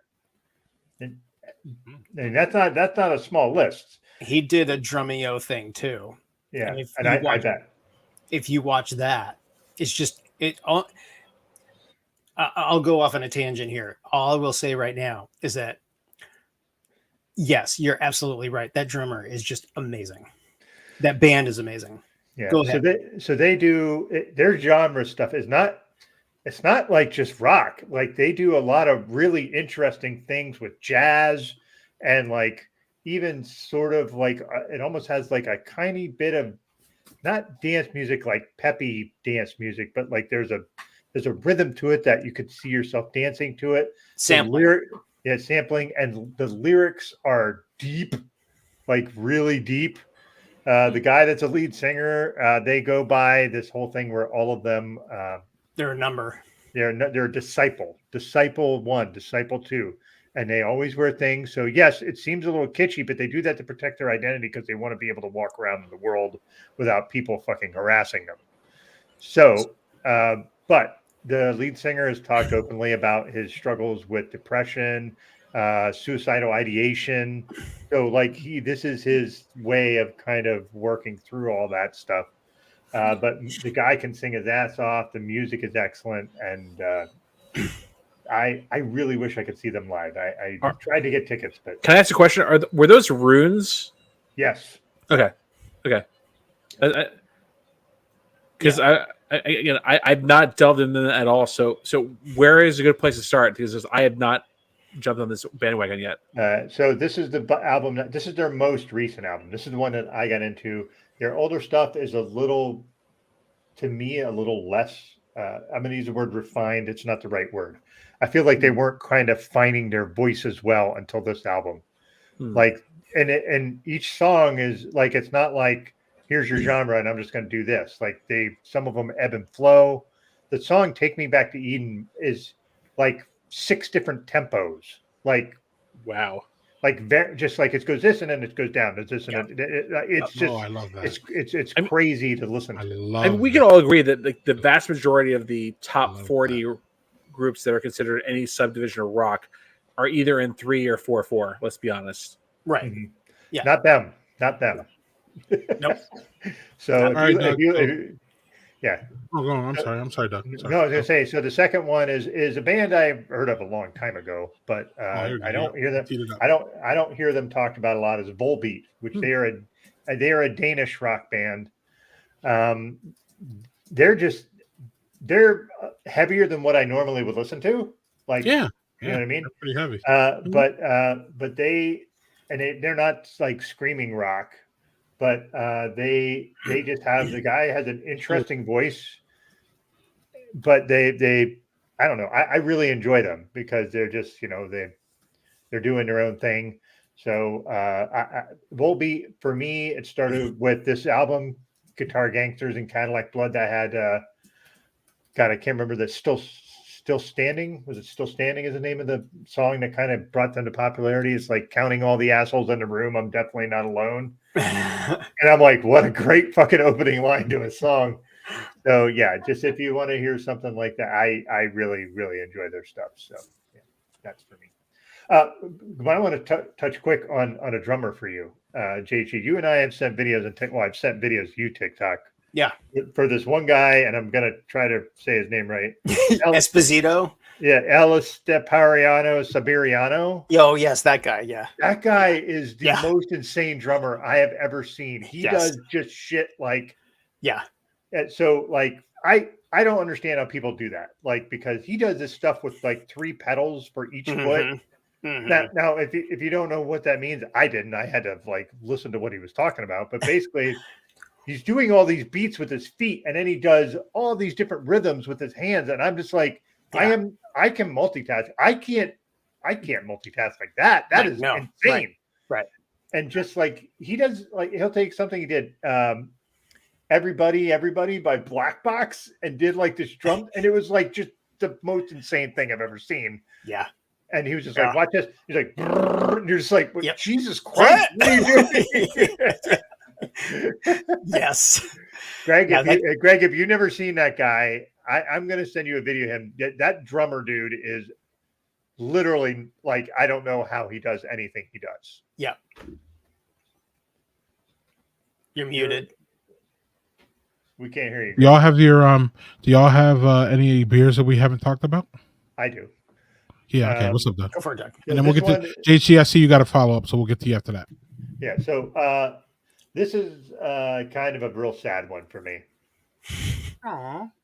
This is the North Brewery. Oh, yeah. It is the last crowler I will ever buy from that place because they closed. This is Avenue Aviary. It is an old ale. So I bought a bunch of their cellar beers that they had brought up to buy. And the reason this is sad for me is twofold. One, I've always liked their beers because they were willing to take a lot of chances and do a lot of really interesting, weird stuff. And the other part is that place was my third space. That was where I went to go. That place was like a local dive bar that was a brewery. And that is, you don't see that anymore at breweries. Like when you get breweries, they almost are always just corporatized HGTV things where everything's kind of the same and looks sort of monochromatic. Now, sometimes you'll find different ones, but this place is just my space. I met friends there. I have friends there that I still talk to, and it's a third space that can't be replicated. And it was, of all the breweries that are around me, which are not many, I have Beer Tree, Lucky Hair, and Crooked Mouth. And that is it for local breweries around me. Crooked Mouth makes some good beer. Their venue, not my favorite, but it is. We have a dearth. We have like not a dearth, like a desert of breweries where I live. So like this was my space. This is where I go. I knew I could always go there and get a good beer. I could always find somebody to talk to hang out with, and that is now gone for me. So it's not just the beer; it's the relationships, it's the people, it's the brewer. Zach was just a really good brewer, really funny guy. I'm hoping we could see if I can schedule him to be on here so we can talk about everything with that. But I'm kind of waiting on that because I don't want it to be too fresh. But they had said that they had been really struggling because the road that they had their brewery on, the town decided we're going to redo that whole road, and it's going to take 6 months. Mm-hmm. So it just ruined all the traffic. It was hard. They didn't distribute. You bought the beer there. So for them, it was just hard, and they were just getting to a point where there was like, what do we do?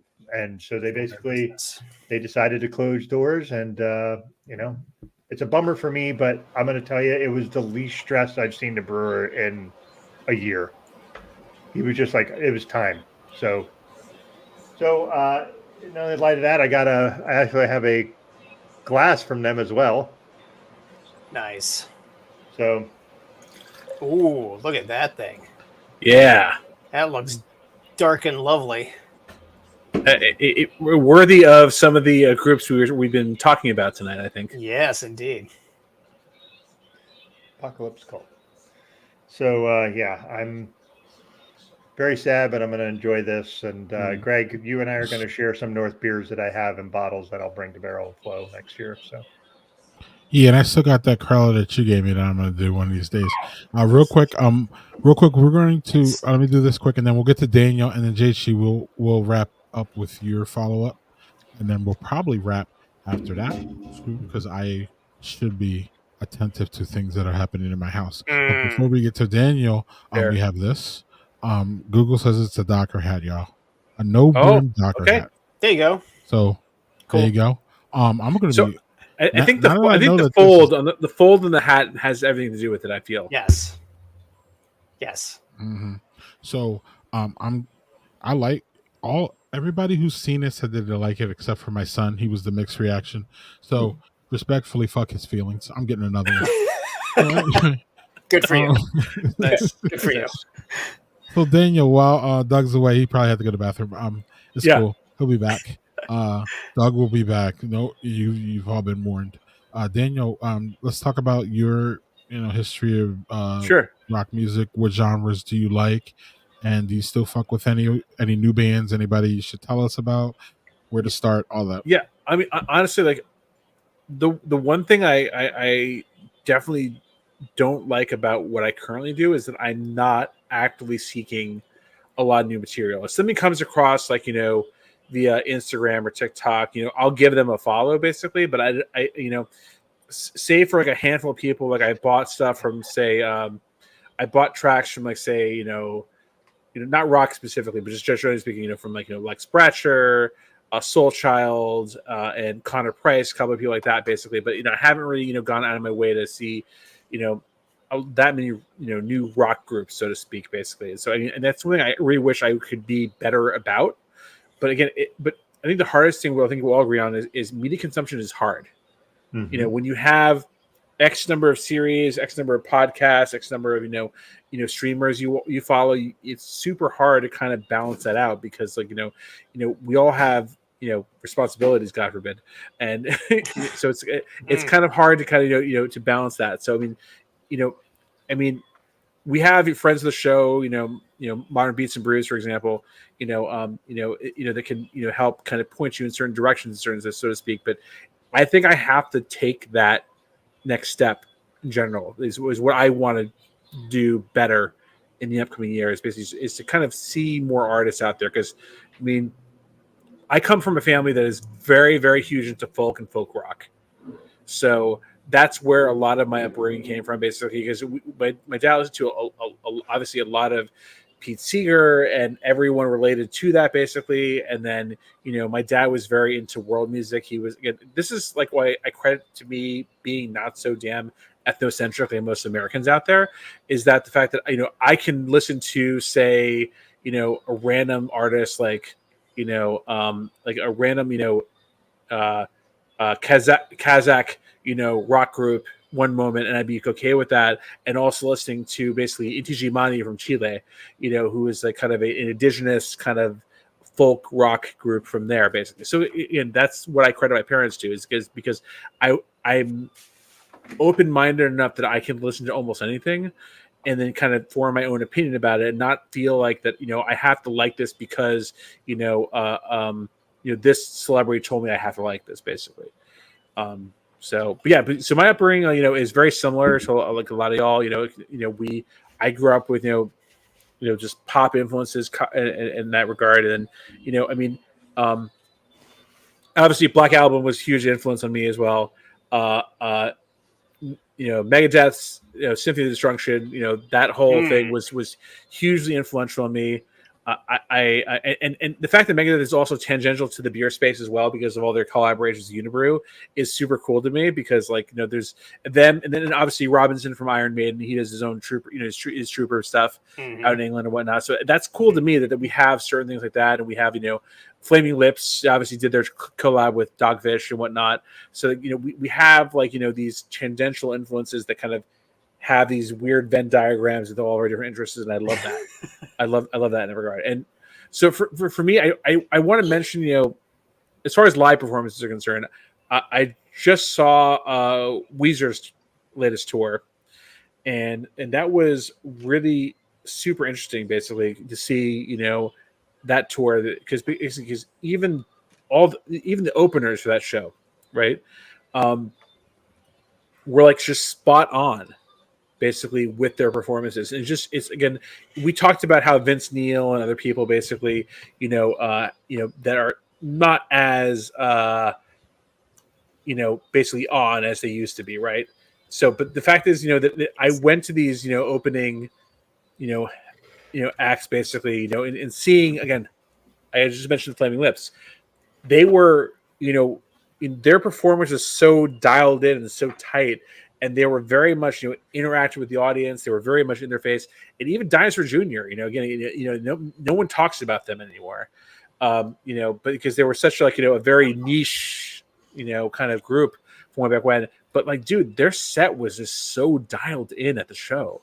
I just have to kind of give props to that, basically, because as they came in and they were they hit all these beats, all these new notes, basically, and it kept the audience pumped and jived for the next act, basically. So and it's so hard to find a good flow sometimes between artists. That being said, I also went to a show that had I went to the Linda Lindas opening up for Rancid, opening up for Smashing Pumpkins, opening up for Green Day.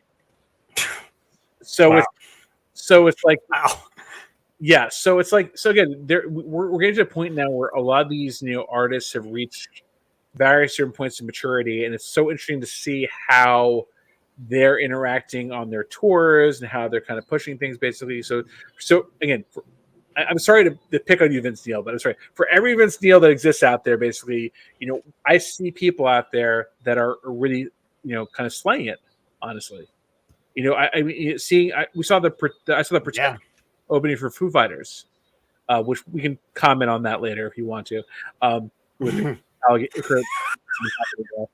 But honestly, the Pretenders, she slayed it. Like she's like 72, 73, and she's rocking as if she's like 50 at best. I saw Joan Jett open for Alanis Morissette this year, and Joan Jett's in her 70s, and she was just fucking shredded. She was great. Yeah. Vince Neil is a fat fuck now, so. Well, I mean, again, I'm not touring, and I'm not touring, and I can claim to be that, so it's okay. Right. But yeah. Right. So do you wanna recommend one or two rock bands, Daniel, and maybe where we should start if we're not familiar with them? I mean, honestly, I think that a lot of the ones that have been mentioned here. I mean, I definitely have. I'll be honest. I got a very vocal person over here. I think he wants to be vocalist for a group at this point, basically. So, yeah, that works. Yeah, maybe we can get him singing. Yeah, I feel like we should get him into Mongolian throat music maybe instead. There you go. So no, and just like a kid, it's only when you're talking does he scream. Right. When you're not talking, he's quiet. We all know how this works. Exactly. But so for me, basically, it's like I'm kind of at the point basically where like I'm nostalgic about.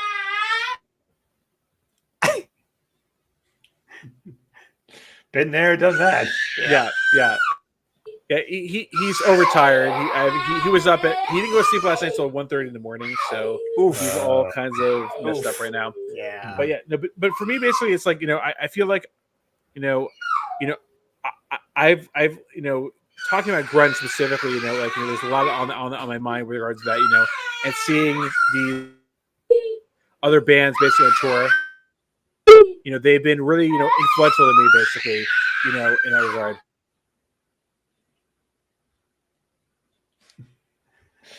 I stopped talking. He stopped. He stopped. So, but I think for me, basically, it's I think that we like for me, like sign language.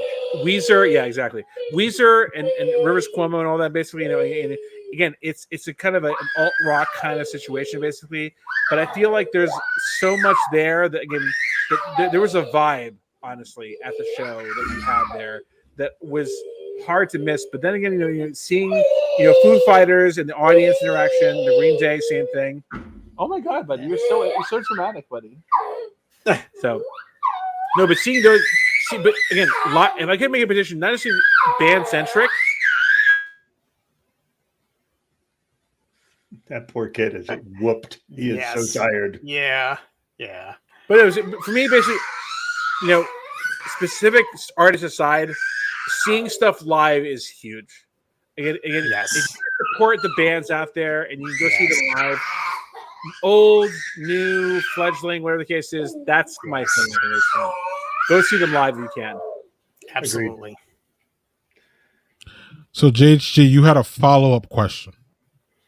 It wasn't so much a question, but it was just, it was kind of a tangent from what Doug was saying about Sleep Token and the drummers, and my brain kind of like went off on a tangent. So one of the tours coming up for the coming year, it's about to launch, is Dream Theater's 40th anniversary tour. And if there's one band in the prog metal scene that, if you've never listened to prog metal and you want to get into it, Dream Theater is the place to go. Dream Theater came out in the late 80s and was trying to make headway in the whole thrash metal scene. And so it was, they were an outlier. But if you listen to some of their stuff, and they just got their drummer their drummer left the band 13 years ago, and they just hired him back. And he's one of those guys that also went on Drumeo, so you can find him on Drumeo, Mike Portnoy. Their music tells stories, like the way that they write their music, the sound, the lyrics. You are taken places. You are the one song that I keep coming back to most recently is called the Count of Tuscany. And Dream Theater songs are really long songs. A lot of their songs are anyway. And Count of Tuscany is one of those long songs. And if you ever get a chance to listen to it, take the time, because it literally takes you on a journey. But the way that they write their music, the way that they take you in and they make you a part of it, and then you can come back out of it at the end, just like amazing stuff. So that would be another band that I recommend you check out if you ever have a chance to. The Count of Tuscany is on, what is the name of the album? Black Clouds and Silver Linings. And that has like 8 songs on it, but it's at like an hour long album. So that gives you a sense of how long some of their songs are. But that would be a great place to start with Dream Theater. Cool. Anyway, could this lady dance to it?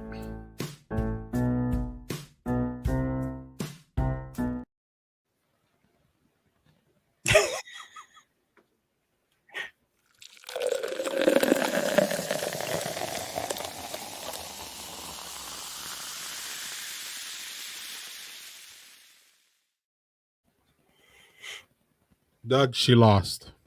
Yeah, thankfully. But I didn't lose because I had these beers. It is Utah. You never know out there, right, Doug?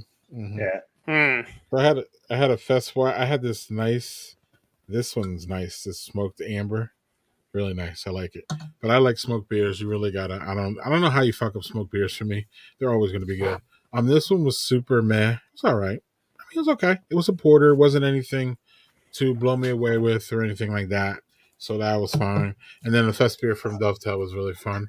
Fest Weizen, a little bit of a mashup going on with like a Heffa Weizen or a Dunkel Weizen, one of those Weizens with one of those Fest beers, and it's all German, and you mix it's like a mutt German beer. Can we do that, Doug? Sure. So JHG, what did you enjoy tonight? Make us all jealous with the Port City again. Go ahead. Here we go. Oktoberfest. Port Limited City time only. Port City is chef's kiss. It is so good, so good. If you are ever in Alexandria, Virginia, Northern Virginia, in the DC area, you got to come check out Port City. Agreed. They literally make every single style excellent. Yeah, they do. And at the GABF, I tried to try them all, and it was amazing.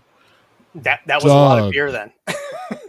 Oh, wait. Yeah, it was like I tried like 12 of their beers. Oh, I'm sorry, my bad. Oh, and I went Downwinder as well. Good stuff. Yeah, all of y'all had athletic tonight. Y'all left me out of the athletic, or I left myself out. Anyway, Doug. All right, so this was probably my least favorite one, not because it was terrible, it was just meh. This was the Omegang Prost Oktoberfest Marzen. I pre-gamed with an athletic, which was the Fest beer. So yeah, that was good. This was out of the Oktoberfest beers. This was my favorite. This is the Bell's Oktoberfest Marzen. This was super delicious and tasty. And this, R.I.P. the North. So, cheers. Daniel, we're reviewing our beers. Yes. I mean, everything here I've had tonight was great. I didn't get to talk about 2 of the things I had. I had I wanted to have a geographic distribution here, so I had this earlier. This is Maddie from Off Color. Their Oktoberfest. And And then I just cracked open another one from Massachusetts. Basically, is from Notch, their fest beer. Yeah.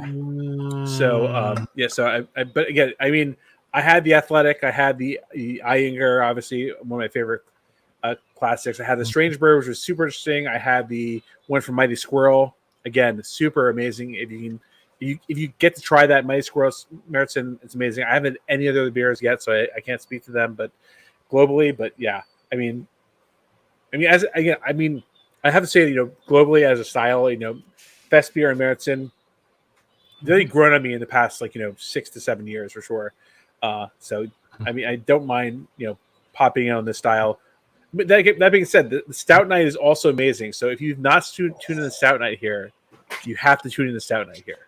Yeah, and I missed that last year, and I was very sad. So It was wild. It was amazing. wild. Yes, it was. Yes. But yeah. I mean, cheers to all the producers for this. Basically, my only request: don't release them on August 1st. At least wait till the 15th, please. Right. That's all I ask. Yeah. That's all I ask. Come on.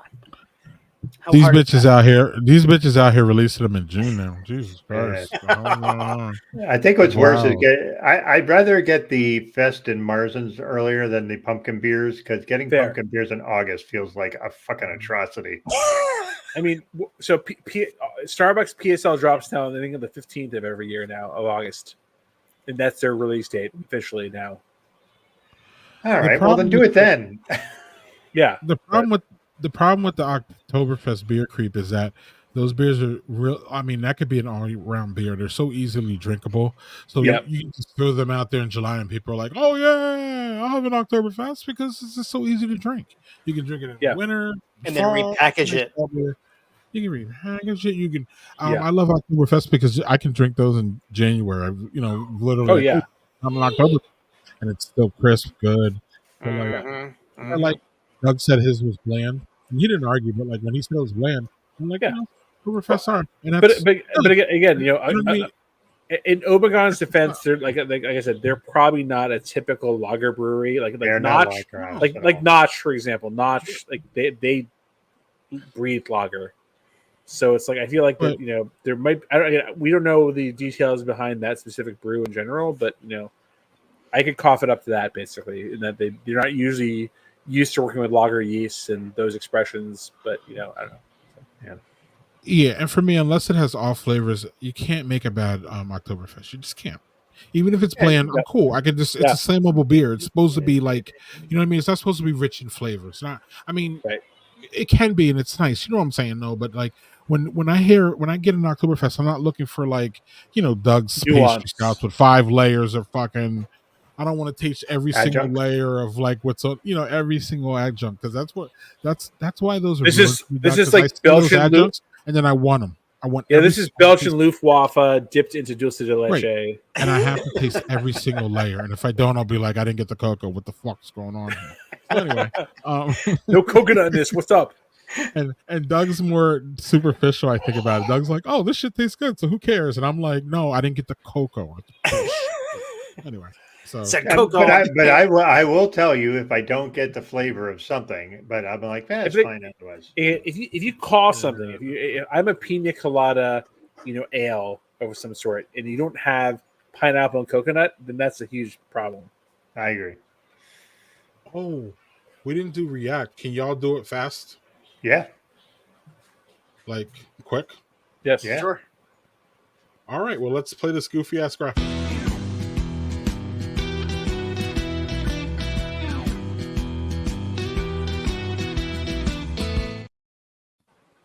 Ba-doom.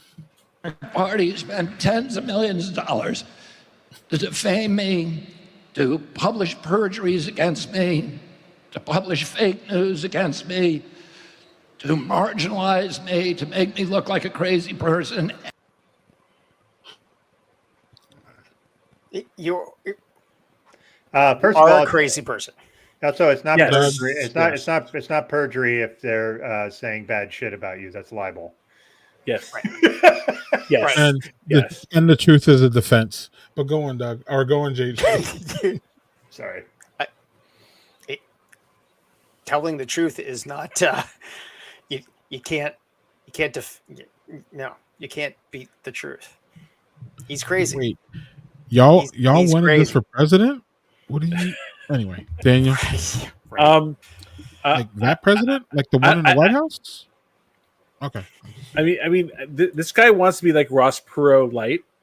So I'm sorry. Oh, wow, that's good. Yeah.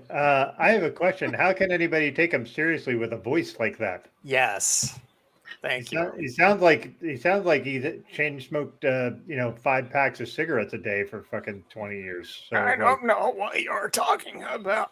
I mean, or to quote one of my favorite movies, PCU. I didn't exhale. Yeah. Mm-hmm. Yeah, brainworm guy is trying to say that people are trying to make him sound crazy. Oh, There we okay. go. Well, Yeah.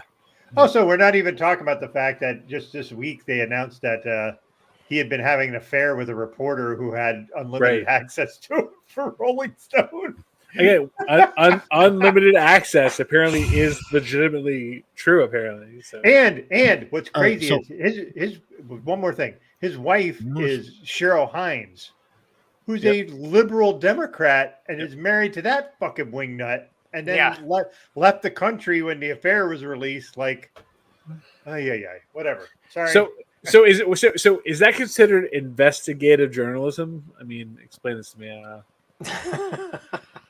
All right, so this next one, I want y'all to react to the content, not the person saying it. Okay, I think we all understand the person saying it. We all know our opinions on this, and if y'all don't know, go back, look around. You'll find who. I want y'all to focus on the content right after I read this insane tweet. So, it has been determined that Google has illegally used a system of only revealing and displaying bad stories about Donald J. Trump, and some made up for this purpose, while at the same time only revealing good stories about Comrade Kamala Harris. This is an illegal activity, and hopefully the Justice Department will criminally prosecute them for this blatant interference of elections. If not, and subject to the laws of our country, I will request their prosecution at the maximum levels when I win the election and become the president of the United States. How do you prosecute a search engine, Doug? You don't. First of all, he didn't write that because there's not enough capital letters in it. No. Wait. No, he wrote that because it goes from third person to first person. Yes, and anybody that talks about themselves in the third person like that, I immediately do not. I don't trust them anyway. But if you talk about yourself in the third person, no, thank you. You can. It's Ricky Henderson. You can go over there too. I don't want to hear from you either. But the idea that he's saying this out loud, he does realize like grievance and anger is what drives like content. Mm-hmm. Like the idea that he's like, oh well, they're giving me bet, but they're having Kamala. No, that's not how it works. They want to sow division because that drives clicks. They don't. He's an idiot. Well, okay. I was just wondering if you don't have if there's nothing good to say about you, how are we going to make nice things to find about you? So maybe, right. I don't know. So JHG, how do you prosecute a search engine? You can't. Each one of you is going to get asked because I want to know, because it specifically says here that he will criminally prosecute them for blatant interference. Interference of elections, capitalized, by the way. Yes. Because that's the name of his next novel, Interference of Elections. Isn't this the same guy who has 34 felonies for interfering with an election? Maybe. Yeah, something like that. Okay, so listen, you can say he knows all about election interference. So maybe he's right here because he's definitely an expert on it. Projection is their biggest power. Yeah, Daniel, how do you Daniel, do you know how to prosecute a search engine? So they would have to basically go ask them to basically present the actual algorithm they're using to define this. But again, it's like, oh well, did you say this? Yes or no? And they'll say no, even though they have 16 different camera sources and 16 different press outlets that will say that he said that recorded him then saying this, and they'll still deny it. So it's like, okay, so at what point basically, again, if everyone's conspiring against you, right? Let's pretend that's true for a moment. Then they'll all be this. They're all coming from the same source. It's one thing. If you could determine that all these cameras were different cameras and they're coming from different sources, then how can you? I'm sorry. You can't ask them to go. This is a very dated reference here, but I can't be Warner Wolf here and say, let's go to the videotape, right? And then you look at the videotape and then deny that it was you saying it. So I don't know. I mean Daniel. Y'all The thing is, me... they might be leaving his rallies, but they're not leaving because he said so. Yeah, because he has the most populated rallies. So I wanted to thank y'all for giving. I wanted to thank y'all for giving me absolutely zero clarity on what the motherfucker just said. So on that note, we're gonna get out of here, y'all. I wanted to thank JG and Daniel for coming on. Also, Doug and I want to say thank you for being mods on our YouTube page. It's not a hard job because no one's in there, but you never know what the future holds.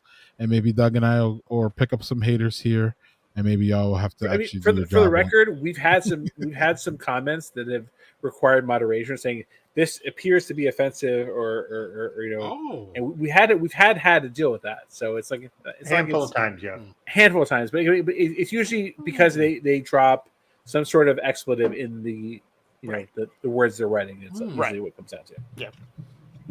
Well, fuck them. And on that note, thanks guys. We'll see y'all next week. We'll have Doug and I next week. So we'll see how that goes. An old throwback there. I hopefully we'll be able to catch you guys. I'll be out for the Rosh Hash, as they say, next week. So we'll see what happens. Okay. All right, man. All right. Enjoy. All right, Daniel.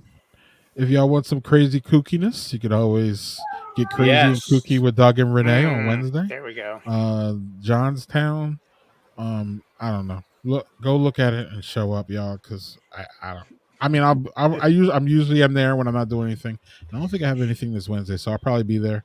I'm in the background shaking my head and laughing at Doug and Renee as they go through this shit again. Like, how do you people do this? Why are you guys doing this? Doug, did I hear you right? Is that series is on YouTube? That is on YouTube, yes. Okay. Yeah, the Jonestown thing. Okay. Yep, the life and death of the People's Temple. All right. So that's a free one. Yes. Doug, what is it? Just a movie, a standalone movie? I believe it's a documentary, just a regular straight up documentary, not docu-series. So I think it's like an hour and a half. Oh, okay, cool. Yeah. That's digestible. Yeah. Yeah. All right, and I know Daniel loves this shit too, so we'll play it going out. Taste the biscuit. Taste the goodness of the biscuit. Taste the honey sauce. Taste the goodness of the biscuit with the honey sauce. Also, I think that was filmed at a thrift shop. Yes. See, it all weaves together. It's weaving. It's all weaving. It's weaving. I don't care what y'all say. My Utah lady is greater than that shit. I disagree vehemently. I mean, in the end, we're all going hungry. Yeah. Y'all, this is Doug deserves this for his opinion. No, Doug. See y'all next week. Thanks to JC and Dean. Good night, guys. Thank you. Cheers.